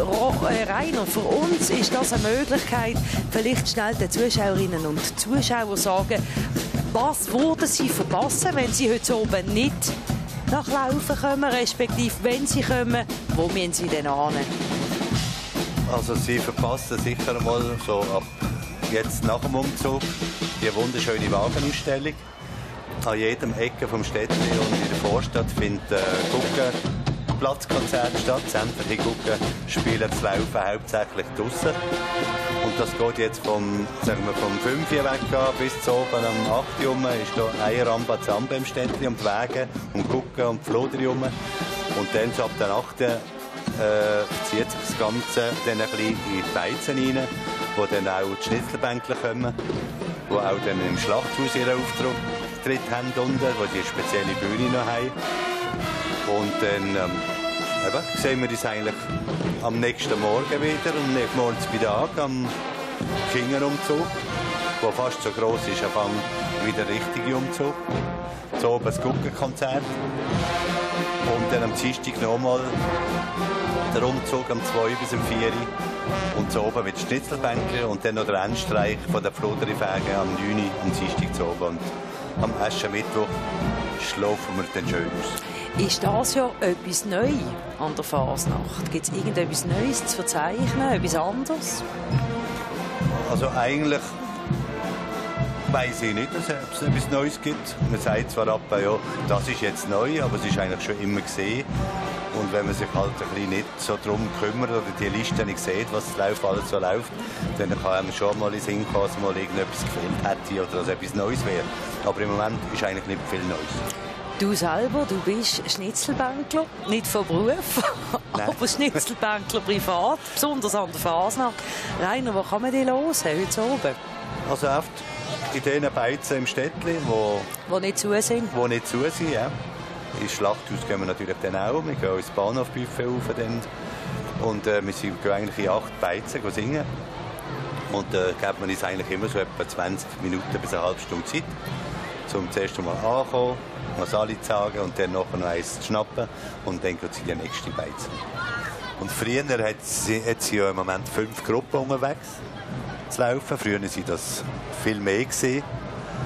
Die fast das Laufen ein bisschen kennen oder schon ein paar Jahrzehnte länger da sind als andere, Jüngere, die kennen vielleicht noch ein paar Schnitzelbänkler von früher, so der Güllenmicker, das Glaschörli, das Rebenlichtli, das Dörnli, das Wäschbrett, die Wanderprediger, die wir erst gerade vor 2 Jahren aufgehört haben. Es hat einen Zeigefinger gegeben, Biersmatrosen, Hellienplätzler, Brennnessel, Glühwürmli, das Dings und der Bums, Backstelzen, Hexen.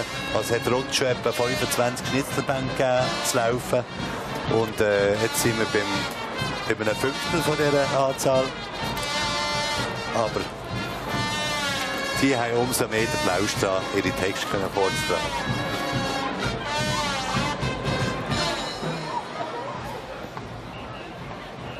Die Schwitzkästen, alias Mama Kern,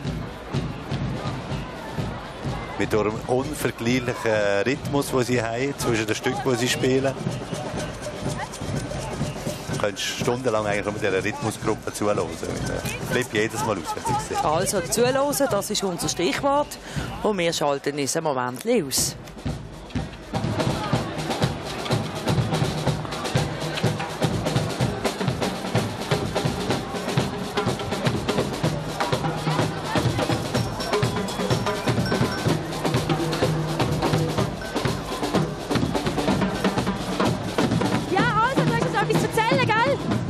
Ganz viel zu erzählen. Wir sind die geilste Gruppe eigentlich in Laufen. Aber Selbstlob stinkt ja, wie das ist, oder? Ich bin der Mautz. Und einmal Kästen, immer Kästen. Du musst noch mal tanzen für uns. Er tanzt wunderbar. Komm, tanze mal für uns. Ja.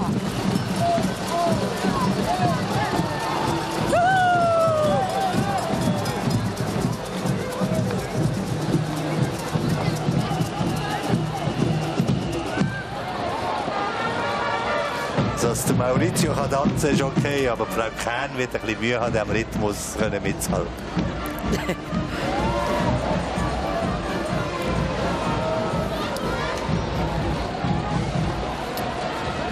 Und wie sich der Umzug jetzt hier wiederholt in Laufen, die wir auch die Übertragung wiederholen.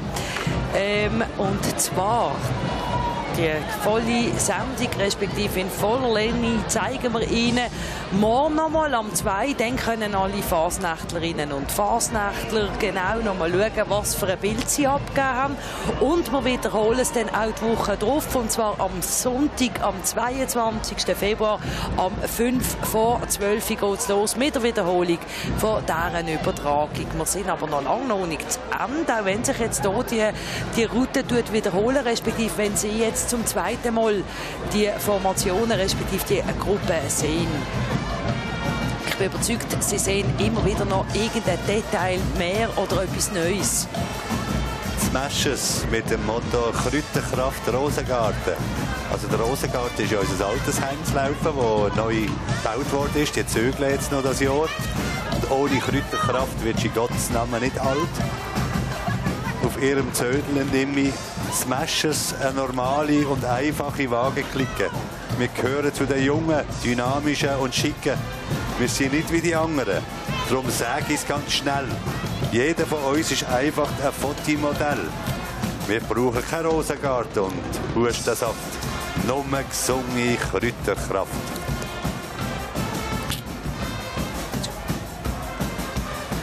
Hier nochmal eine. Viagra, Antistax und Voltaren nützen wenig. Wir könnten ja nicht jung sein, bis länger und ewig. Wir machen etwas Neues, die nochmal durchstarten. Wir wohnen jetzt eine WG, aber noch nicht im Rosengarten.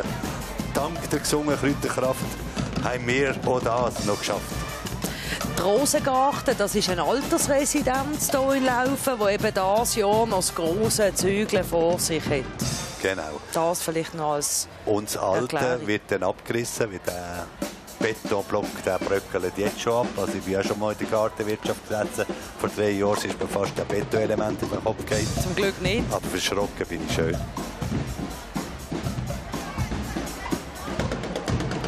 Kummerbuben verzwingen. Die Finnenbahn leitet zwingen lassen. Irgendeiner hat die Finnenbahn, die Laufstrecke kaputt gemacht. Und Sie stellen eben den Lausbub da, der scheint die Laufstrecke soll kaputt gemacht haben. Es war der Steffi, der vom FCB-Match gekommen ist und dann über die Finnenbahn geroppelt ist, weil er schon ziemlich viel Bierintus hatte. Also Lucia würde ein bisschen besser auf die Mann aufpassen. Ist denn der Schaden dermaßen groß gewesen, dass das heute zum Sujet wird? Scheinbar. Ich meine, Zwingen ist ja auch nicht so gross eigentlich, aber die Finnenbahn, die liegt dort an der Biersungen. Und die sehen nur die auch selber laufen dort. Also wir Auswärtige sozusagen haben hier nichts mitbekommen, außer das, was sie jetzt hier sagen. Und wie gross der Schaden war, weiss ich effektiv nicht. Aber ich werde Kummerbuben jetzt oben noch fragen. Sehr gut. Taxenwaggis verteilen hier Täfeli an die ganz Kleinen, die dafür eine ganz grosse Freude haben. Natürlich. Oder dann an die Damen, für die gibt es ein Rösli, aber auch nur, wenn man eine Plakette dreht. Und die Plaketten hier in Laufen, die sind traditionsgemäß aus Ton. Warum eigentlich?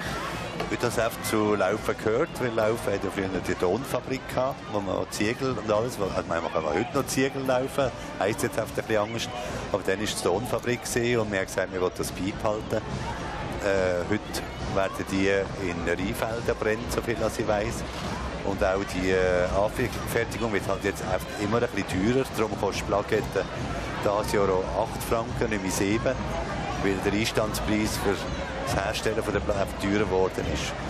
Aber da hat jeder Verständnis gehabt, ausnahmsweise. Wir hätten das ja vor Jahren schon aufentun, den Preis. Und das ist nie durchgekommen, aber jetzt hat man es wirklich können begründen damit, dass die Kosten so gross sind, dass sonst das Komitee noch das Geld drauflegen. Und das kann es nicht sein. Der grösste Teil des Betrags würde dann noch anklicken und die sind auch froh, wenn sie ihren Anteil immer noch haben, wo ihre Fastnacht auch ein bisschen hilft finanzieren. Die Hopfenwaggis hier in ihrem Steinofen verteilen, haben sie die Täfeli und ich glaube auch noch sonstige Sachen, aber sicher keine Pizza. Sie sagen auf jeden Fall, sie sind über 40 und fühlen sich noch total frisch und knusprig. Ja, so sehen sie aus. Eben noch nicht ganz backen, das heisst, sie müssen sich noch ein bisschen in den Ofen schieben. Und ich denke, bis am Dienstag zu oben sind sie dann al dente. Oder bien cuit. Ich würde mal Jockey rausnehmen. Ich glaube, sie haben da drinnen auch noch Jockey. Die Angefressenen, die wir im Hintergrund hören, die sind zwischen 16 und 60 Jahre alt. Also die haben eine recht gemischte Gruppe. Generationen. Generationen. Sie haben ja in den letzten paar Jahren viel Abgänge von noch Älteren. Aber ich sage, es ist schon gut, wenn nachher gleich noch weiter die Gucke so viele Leute bestehen kann, dass sie immer wieder Nachwuchs haben, die gerne bei ihnen Gucke-Musik machen. Bevor wir ihnen zuhören, sagen wir noch schnell das Sujet. Sie sagen, oder sie nehmen die Matterhornbesteigung, die Erstbesteigung hoch, die vor 150 Jahren stattgefunden hat. Ich glaube, die sind auf dem Sturm am Kopf gesehen, der ist etwa 650 Meter hoch.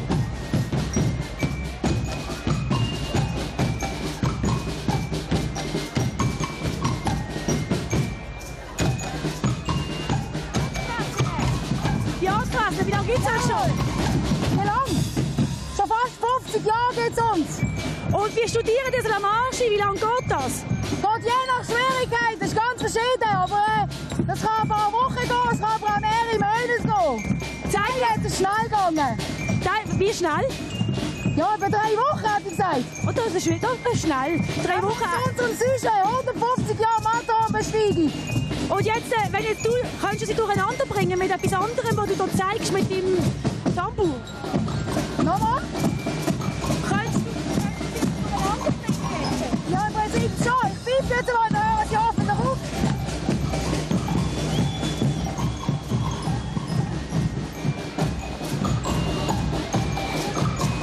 Erstaunlicherweise hat der Tambour-Major von der Angefressenen jetzt noch eine Stimme.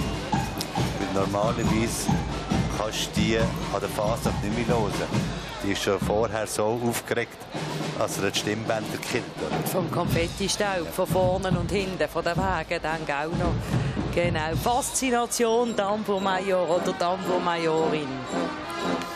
Das ist jetzt etwas, was ich noch nie erleben darf. Also ich will sagen, es muss dir auch geben sein, aber viele Tambour-Majoren haben ja selber auch noch ein Instrument.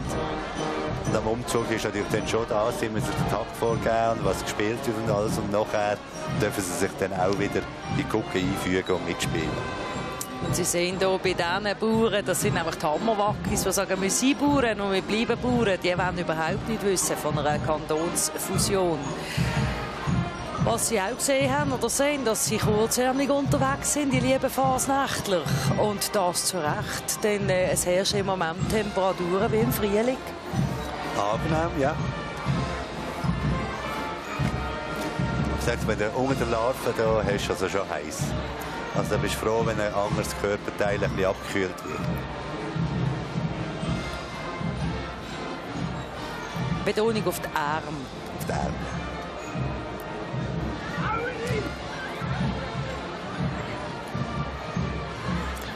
Das ist dick und doof und schwer zu erkennen. Und sie spielen eben auch die beiden Stadtpolizisten hier von Laufen aus. Also der Max Wey, was es ja schon länger gibt. Und jetzt eben der neue Stadtpolizist. Laufen wird sicherer. Das ist ein grosses Credo für das Jahr. Fast zu sicher.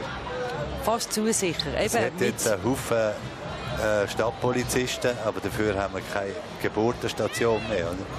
Jetzt, was ist wichtiger? Die Sicherheit oder der Nachwuchs? Und jetzt braucht es dort oben ja keine Gynäkologen mehr. Sie suchen jetzt schon seit längerer Zeit Urologen. Weil du nicht mehr gebären kannst, oder? Heisst es dann halt auch. Da gibt es eine Fallpauschale so streng. Das gibt, ich weiss nicht, was das kostet denn, oder? Ich meine, für das braucht es halt dann eben Urologen. Also, und das eins von den Top-Sujets hier zu Laufen. Die beiden weiteren Themen Rainer sind die in Laufen auch noch hier für hitzige Köpfe gesorgt haben. Das war das Bänkli, die neuen Wanderbänkli, die wir haben. Das ist ja das Motto. Ja. Und dann auch die Baustellen, sei es jetzt zu Breslau oder zu Laufen, das war immer ein Thema. Was ich eben ein bisschen vermisst habe, sind die Selfies. Aber ich meine, ich habe lange studieren, was das eigentlich ist, bis ich dann mal gecheckt habe, was es da eigentlich geht. Weil wir davon ausgegangen sind, früher hat es Hippies gegeben, dann hat es Junkies gegeben. Und jetzt gibt es Selfies. Jetzt frage ich mich, was konsumieren die? Eben ein Nachteil. Da haben sie ja die Hände nicht mehr frei, für irgendetwas zu trinken oder zu rauchen. Die wilden Wackis. Was dann nächstes Jahr wieder für ein neues Unwort des Jahres gibt. Genau, Selfie allweg. Hier, die wilden Wackis, als Vampir sind sie unterwegs und sie sagen, sie saugen uns alle aus. Auch sie sprechen natürlich auch die Haufen Vorschriften an, die herrschen jetzt eben auch neu in Laufen mit einem neuen Blechpolizist. Da ist die Vorschrift, mit 20 geht man durchs Städtchen und sonst wird man dann geblitzt. Die Wellenschlätzer gucken, sie regen sich auf ab dem Sommer 2014, wo ja gar keiner gesehen ist.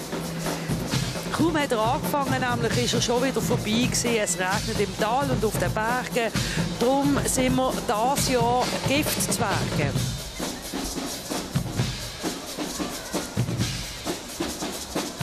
Also ich hoffe ja schwer, dass wir dieses Jahr wieder ein bisschen trockene Böden haben. Dass das Unkraut nicht zu fest macht. Keine nassen Fies. Genau. Das Dach hinein sein. Das Prinzessin hier, das wird keine Nasenfies bekommen. Das ist beim Grossbampen auf die Schulter sicher aufgehoben. Das ist ja auch für die Stadtputzequipe noch eine schöne Sache, wenn es jetzt trocken bleibt. Ja. Es ist viel einfacher zum Putzen. Genau, mit diesen vielen Konfetti, wie man hier zu laufen sagt, oder auf dem Land. Herzlichen Dank an denen, die dann schauen, dass du wieder einigermaßen rutschfrei kannst durch Städte laufen.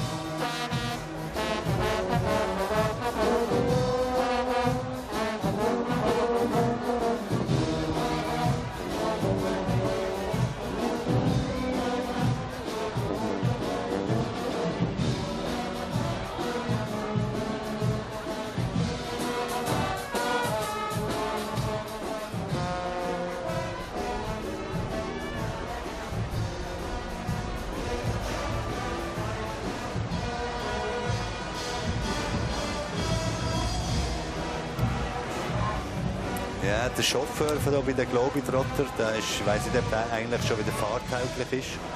Der hat letztens einen Unfall gehabt, ist in Behandlung, hat ein bisschen eine verschobene Hirnhälfte. Also er hat ein bisschen Mühe beim Denken, so muss ich sagen. Nein, es war kein schwerer Unfall, aber es hat ihn bereicht. Und jetzt hat er trotzdem Bewilligung bekommen von seinen Kollegen, also das Fahrzeug der Flanke. Und hier die Globetrotter sagen, alles dumme Schwoben sei ich. Und hier sehen wir auch, hello, hier ist gerade der Narr im Bild. Frau Merkel haben sie auch noch drauf. Da haben sie bis vorgestern noch kein Kleid für die. Und gesagt, legen dir eine Hose und einen Kittel an, dann ist es. Das ist Frau Merkel, die da rausschaut. Ja, wir wären total drauf gekommen, aber immerhin ein schönes Hemd hat sie an. Da hat aber keine Kosten gescheucht, um nicht zu fest Werbung zu machen. Nein, die haben das wirklich toll gemacht. Ich weiss, ich höre es immer, wo sie dran sind, was sie machen, aber ich sehe es eigentlich immer erst am Umzug. Dann. Das kann man sagen, das und ist eine sogar beim Ältesten von dieser Clique, der will jetzt Nacht übernachten. Durch das, was ich jetzt ja auf den Bergen oben wohne, hey, habe ich dort sogar das Übernachtungsrecht. Also nur lieb sie und anständig reden über ihn. Sonst bist du dann plötzlich da irgendjemand im Städtchen. Nein. Also, da schenken wir ins Bett. Sonst, wir haben noch eine Sendung, die heisst «Plätzchen gesucht». Und das macht nämlich die Dame, die jetzt gerade irgendjemand unten steht und ein Interview für uns parat hat. Tati, wo bist du? Ja, hier bin ich beim Fahren natürlich. Und ich möchte natürlich wissen, wie es für ihn ist, hier zu fahren, wie schwierig das ist für dich. Nein, also mit den Jahren kommt man Routinen über. Ja. Man muss einfach immer das ein bisschen gut im Blickfeld haben wegen der Kinder. Als keins da irgend unter einen Wagen kommt, aber in der Regel geht es gut. Es macht dir Spass, gell? Sehr sogar, sehr, ja. Man sieht es dir an. Also wenn wir jetzt ein weiteres Interview machen, weil du musst dich jetzt konzentrieren, he? Ja, das ist Danke vielmals. Dankeschön vielmals. Schöne Fasnacht. Genau. verlangt hat Jana nicht, dass wir am Schluss noch...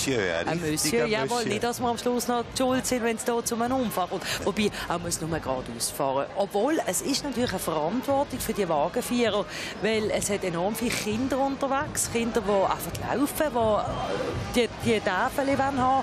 Und sehr schnell ist etwas passiert. Deshalb ist es wichtig, dass die Eltern immer gut auf die Kinder schauen. Oder dann den Sicherheitsabstand einhalten, wie der junge Mann das macht. Man sieht ja, die Schürzen gehen ja wirklich fast bis 10-15 cm über die Strasse. Also es muss wirklich dumm laufen. Und manchmal ist es halt dann auch vielleicht die Schuld von den Eltern, die ihre Kinder nicht im Auge haben. Und eben, da liegt vielleicht so eine Gutzi am Boden. Man will es gerne schnell nehmen. Und man schaut nicht, und schon ist es passiert. Oder man verpackt in einen Leiterwagen. Wie hier die Kinder. Da sind sie am sichersten. Das sind alles Samurai. Das ist die Samurai-Familie von Zwingen. Die andere Samurai-Familie kommt ja von Breitenbach. Also das nimmt mir ja dann heute oben schon noch irgendwie Wunder, warum als die zwei die gleichen Süße haben. Ein Grund wird es haben. Wo nicht einmal der Fasnachtsinsider Rainer Meier kennt. Das muss ja etwas Wahnsinniges sein. Nein, so schlimm ist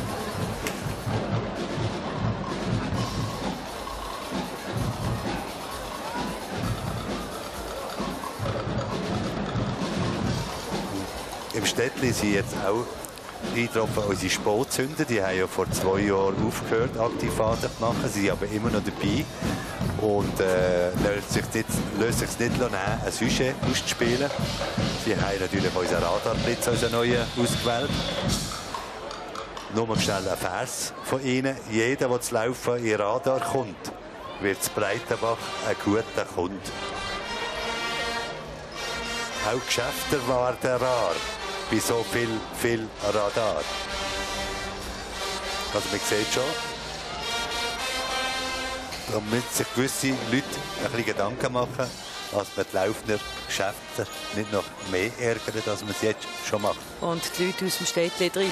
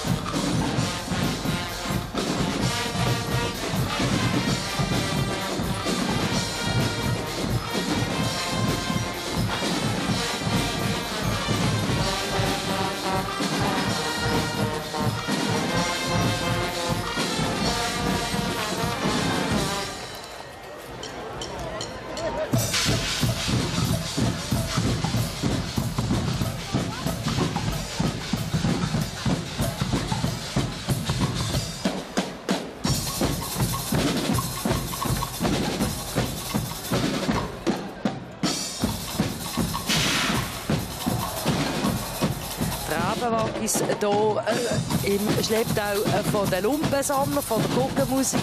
Die Rabensammler auch sie wunderbar umgesetzt. Es ist unschwer zu erkennen, was sie umsetzen. Sie sagen nämlich, Laufen baut ganz schöne Sachen. So schöne Sachen Laufen bauen. Zuerst aber machen wir hier noch einen Abstecher über die Konfettikanone. Sie haben nämlich die grösste. Hast du jetzt gesagt, der Rebensammler? Habe ich das gesagt? Rabenwaggis und Lumpensammler. Jetzt hast du einen kleinen Knopf. Alles klar, also ich kann mich natürlich entschuldigen. Sonst gibt es das nächste Jahr ein Sujet.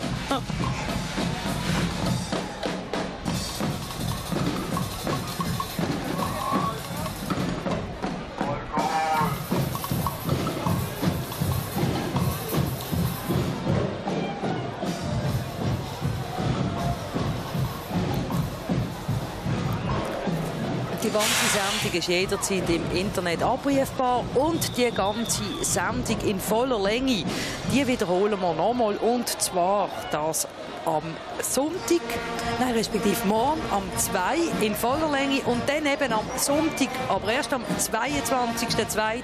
am 5 vor 12 Uhr. Dann können also alle Fasnächtlerinnen und Fasnächtler nochmal genau schauen, was für ein Bild dass sie abgegeben haben. Und ins Oberbaselbiet, zu meinen Freunden, sie haben auch noch gesagt, sie jetzt Baselbieter und nicht mehr Sonderling. Jetzt gibt es ja neue Strophen vom Baselbieterlied. Von Rockenburg bis Ammel, von Walen bis zum Rhein. Lied frei, unser schöner Ländli, da sind sie jetzt dabei. Tönt doch auch schön. Tönt wunderbar. Jetzt müssen wir noch singen. Ja, eben. Wir bleiben beim Kommentieren, nicht beim Singen. Wir sind Weltmeister, sagen die Waggis hier, sind das die Luftheuler. Und sie spielen Persönlichkeiten aus, Schweizer Persönlichkeiten, die eben den Weltmeistertitel verdient hätten. Und dann sagen sie aber noch, wir Schweizer, wir sind ja in den verschiedensten Belangen Weltmeister. Und vor allem Wo sie recht haben, haben sie recht. Eben, man könnte den Wawrinka und den Roger hier noch reinbringen, oder? Genau. Sie haben ja noch Davis Cup gewonnen. Das ist Gut, auch das weltmeisterlich. Ja, weltmeisterlich ist es, Ja. absolut. Das war das letzte Mal, weil sie haben jetzt den Pot, die grusige Salatschüssel, gewonnen. Jetzt machen sie einfach nicht mehr mit. Jetzt haben sie ja schon eine daheim. Ich glaube aber nur in der ersten Runde haben sie sich abgemeldet. Wir hoffen, sie kommen wieder unsere Schweizer unterstützen. Ja, ja. Und wir sehen hier Tatjana und ich ahne, da ist irgendwie ein Interview bereit. Bin ich da richtig oder falsch? Ja, ich bin hier oben auf dem Eisfegerwagen. Und ich möchte gerne wissen, wie lange es euch schon gibt. Wie lange gibt es euch schon? 60 Jahre. 60 Jahre. Wie lange bist du schon dabei? Ja, 75. Wie lange? Hast du nicht verstanden? Nein, also wir sind eigentlich alle die Jungen. Ihr seid die Jungen. Haben das Ganze übernommen, das Zepter übernommen. Ja. Und was spielen ihr aus? Das ist schwer zu sagen, das haben wir uns nicht so vorgenommen. Ich habe kein Wort verstanden. Und jetzt, wie sieht euer Programm noch aus in den nächsten Tagen? Ja, Vollgas, oder? Alle 3 Tage Vollgas. So wie alle Jahre. Jawohl! Alle 3 Tage Vollgas. Alle 3 Tage Vollgas. Okay. Jawohl, danke schön. Dankeschön, Tatjana. Alle 3 Tage Gas voll. Wir finden noch raus, was das hat sollen heissen. Also wir können morgen um 3 dann auch fragen, was für eine Jury ich habe. Genau, auf jeden Fall ist es für uns klar. Sie haben ein 60-jähriges Jubiläum. Und so tun sie auch das ausspielen. Verfolgt werden sie von dieser Guggenmusik hier. Das sind die Nasengröbler. Und sie spielen die diebischen Elstern aus. Sie werfen hier im Landrat vor, dass er sich, respektive sie sich, bereichert hat. Aber nicht hier ums Laufen, und nicht sondern... zurückgezahlt haben. Und nicht zurückgezahlt haben. Aber da geht es nicht um die von Laufen, sondern da geht es um die von Liestern.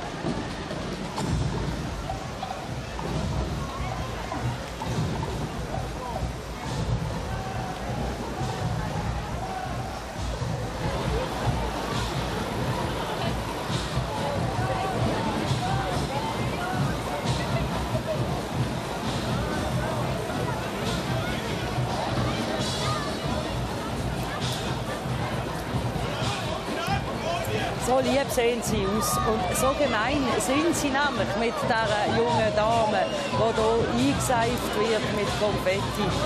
Wenigstens sind es schöne Farben und passen hier zu den blonden Haaren. Und sie hat auch noch 3, 4 Röschen gekriegt. Immerhin. Da ist ja auch die Zeit ein bisschen besser geworden als vor 30, 40 Jahren. Wir haben vorher die Eisfäger gesehen, die das 60. gefeiert haben. Wenn man die gesehen hat, wie die zum Teil Serviertöchter auf den Tisch gelegt haben, was die nachher ausgesehen hat wie Pneuecker mit Winterpneu.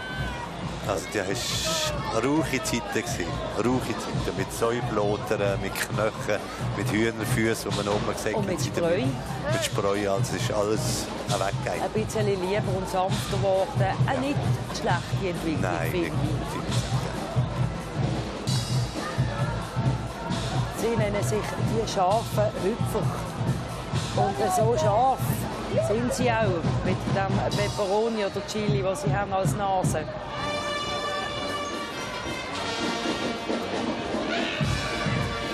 Sieben Siecher, das ist der Wagen hier. Sie sind Fußgänger und sie nehmen auch das Baustellenchaos auf die Schippe. Auch das unschwer zu erkennen.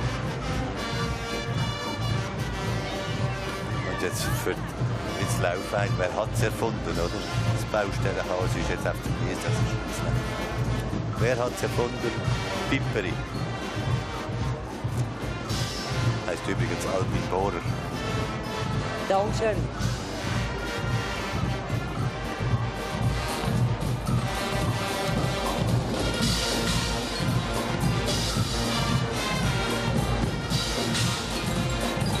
Ladykillers, auch sie sind da alle Jahre hier zu laufen an der Fasnacht, am Fasnachtsumzug.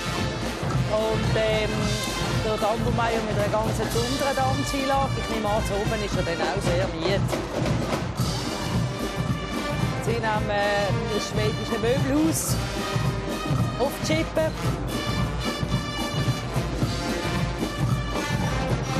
Und reden hier von total vermöbelt. Weil jeder und jede sich irgend so ein Stückchen das schwedische Möbelhaus bei sich daheim hat und Alltag auch müssen von daheim auch selber aufbauen. Für mich ein Grund, zum Mann nicht mehr gehen. Ich bin froh, wenn ich nicht mehr gehen muss. Nein, es ist sicher ein Highlight jetzt oben am Umzug ab der 5. Wenn dann wirklich die Gucken hier an jedem Ecke sich positionieren und ihr Platzkonzert machen, weil dann können sie ja das einmal spielen, wo sie vielleicht jetzt beim Laufen nicht so gut Intus haben, wo der Rhythmus vielleicht ein bisschen anders ist. Also das fängt jeder, so stehst du einfach da und los ist denen einfach zu. Und es geht wirklich von oben, runter, von unten auf, überall hörst du jetzt nachher Gucken. Und wir schalten noch einmal zu unserer lieben Tatjana in Städtli. Tati, Ja, was treibst du dir um? gerade bei den Ladykillern, die vorbeilaufen und bei ganz tollen Fasnächtlerinnen und Fasnächtler. Die Eltern von ihnen stehen hinten dran. Ein bisschen Stimmung. Das sind die Eltern. Habt ihr alles gekriegt von den Wackis? Das an? Ja. Und du? Chips, Popcorn Wow. und Banane. Und Pfefferkopf. Und wie hat es euch gefallen an der Fasnachtslauf? Gut. Was gefällt euch am besten? Wagen. Wagen, dir auch offen. Ja. Und Süßigkeiten geben. Habt ihr das Kostüm selber ausgesucht? Ja. Alle? Ja. Ja. Du auch, ganz toll. Ja. Also schöne Fasnacht. Tschüss zusammen.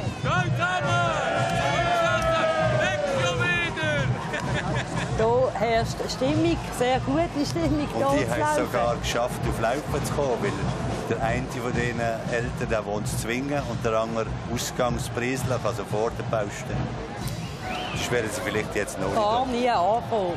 Also man merkt, Rainer, der weiss nicht nur alles, der kennt auch alle. Mich würde interessieren, weil wir sind langsam am Schluss von unserer zweistündigen Übertragung.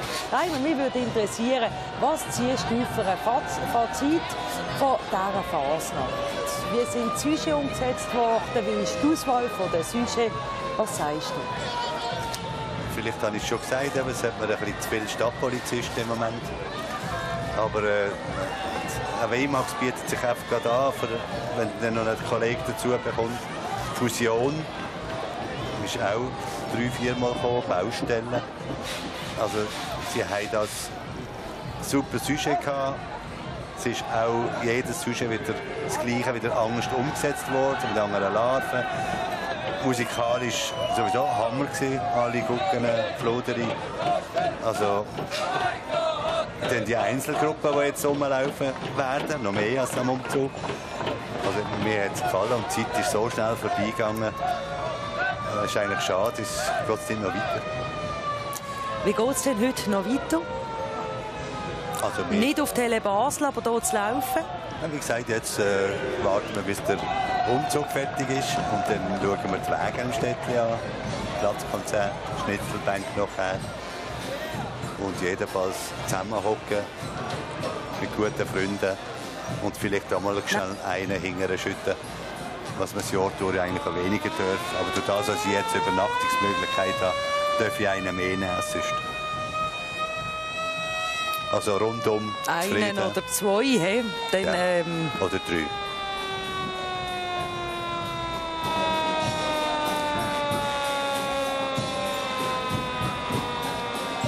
Also ich würde sagen, es ist ein wunderbarer Fasnachtsumzug hier zu laufen mit 51 Gruppierungen, die ihre Sujets in einer Vielfalt und in einer Farbenfröhlichkeit haben können umsetzen.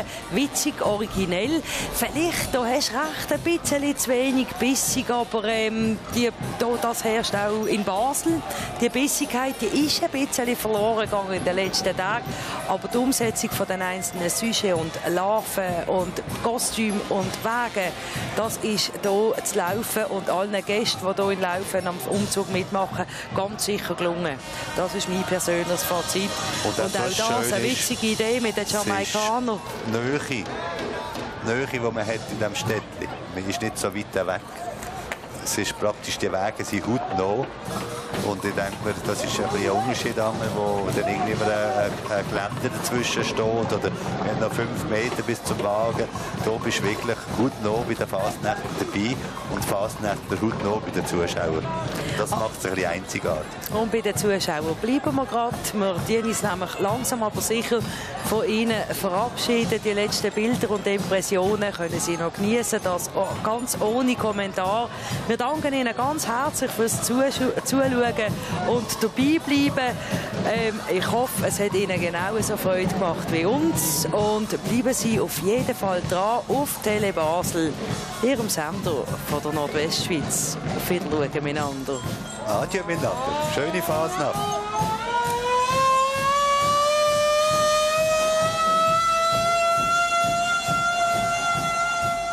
Der Fasnachtsumzug live aus Laufen ist Ihnen präsentiert worden von der Stadt Laufen, Sportshop Caro, Ricola, Trovanti, Keramik Laufen und Similor.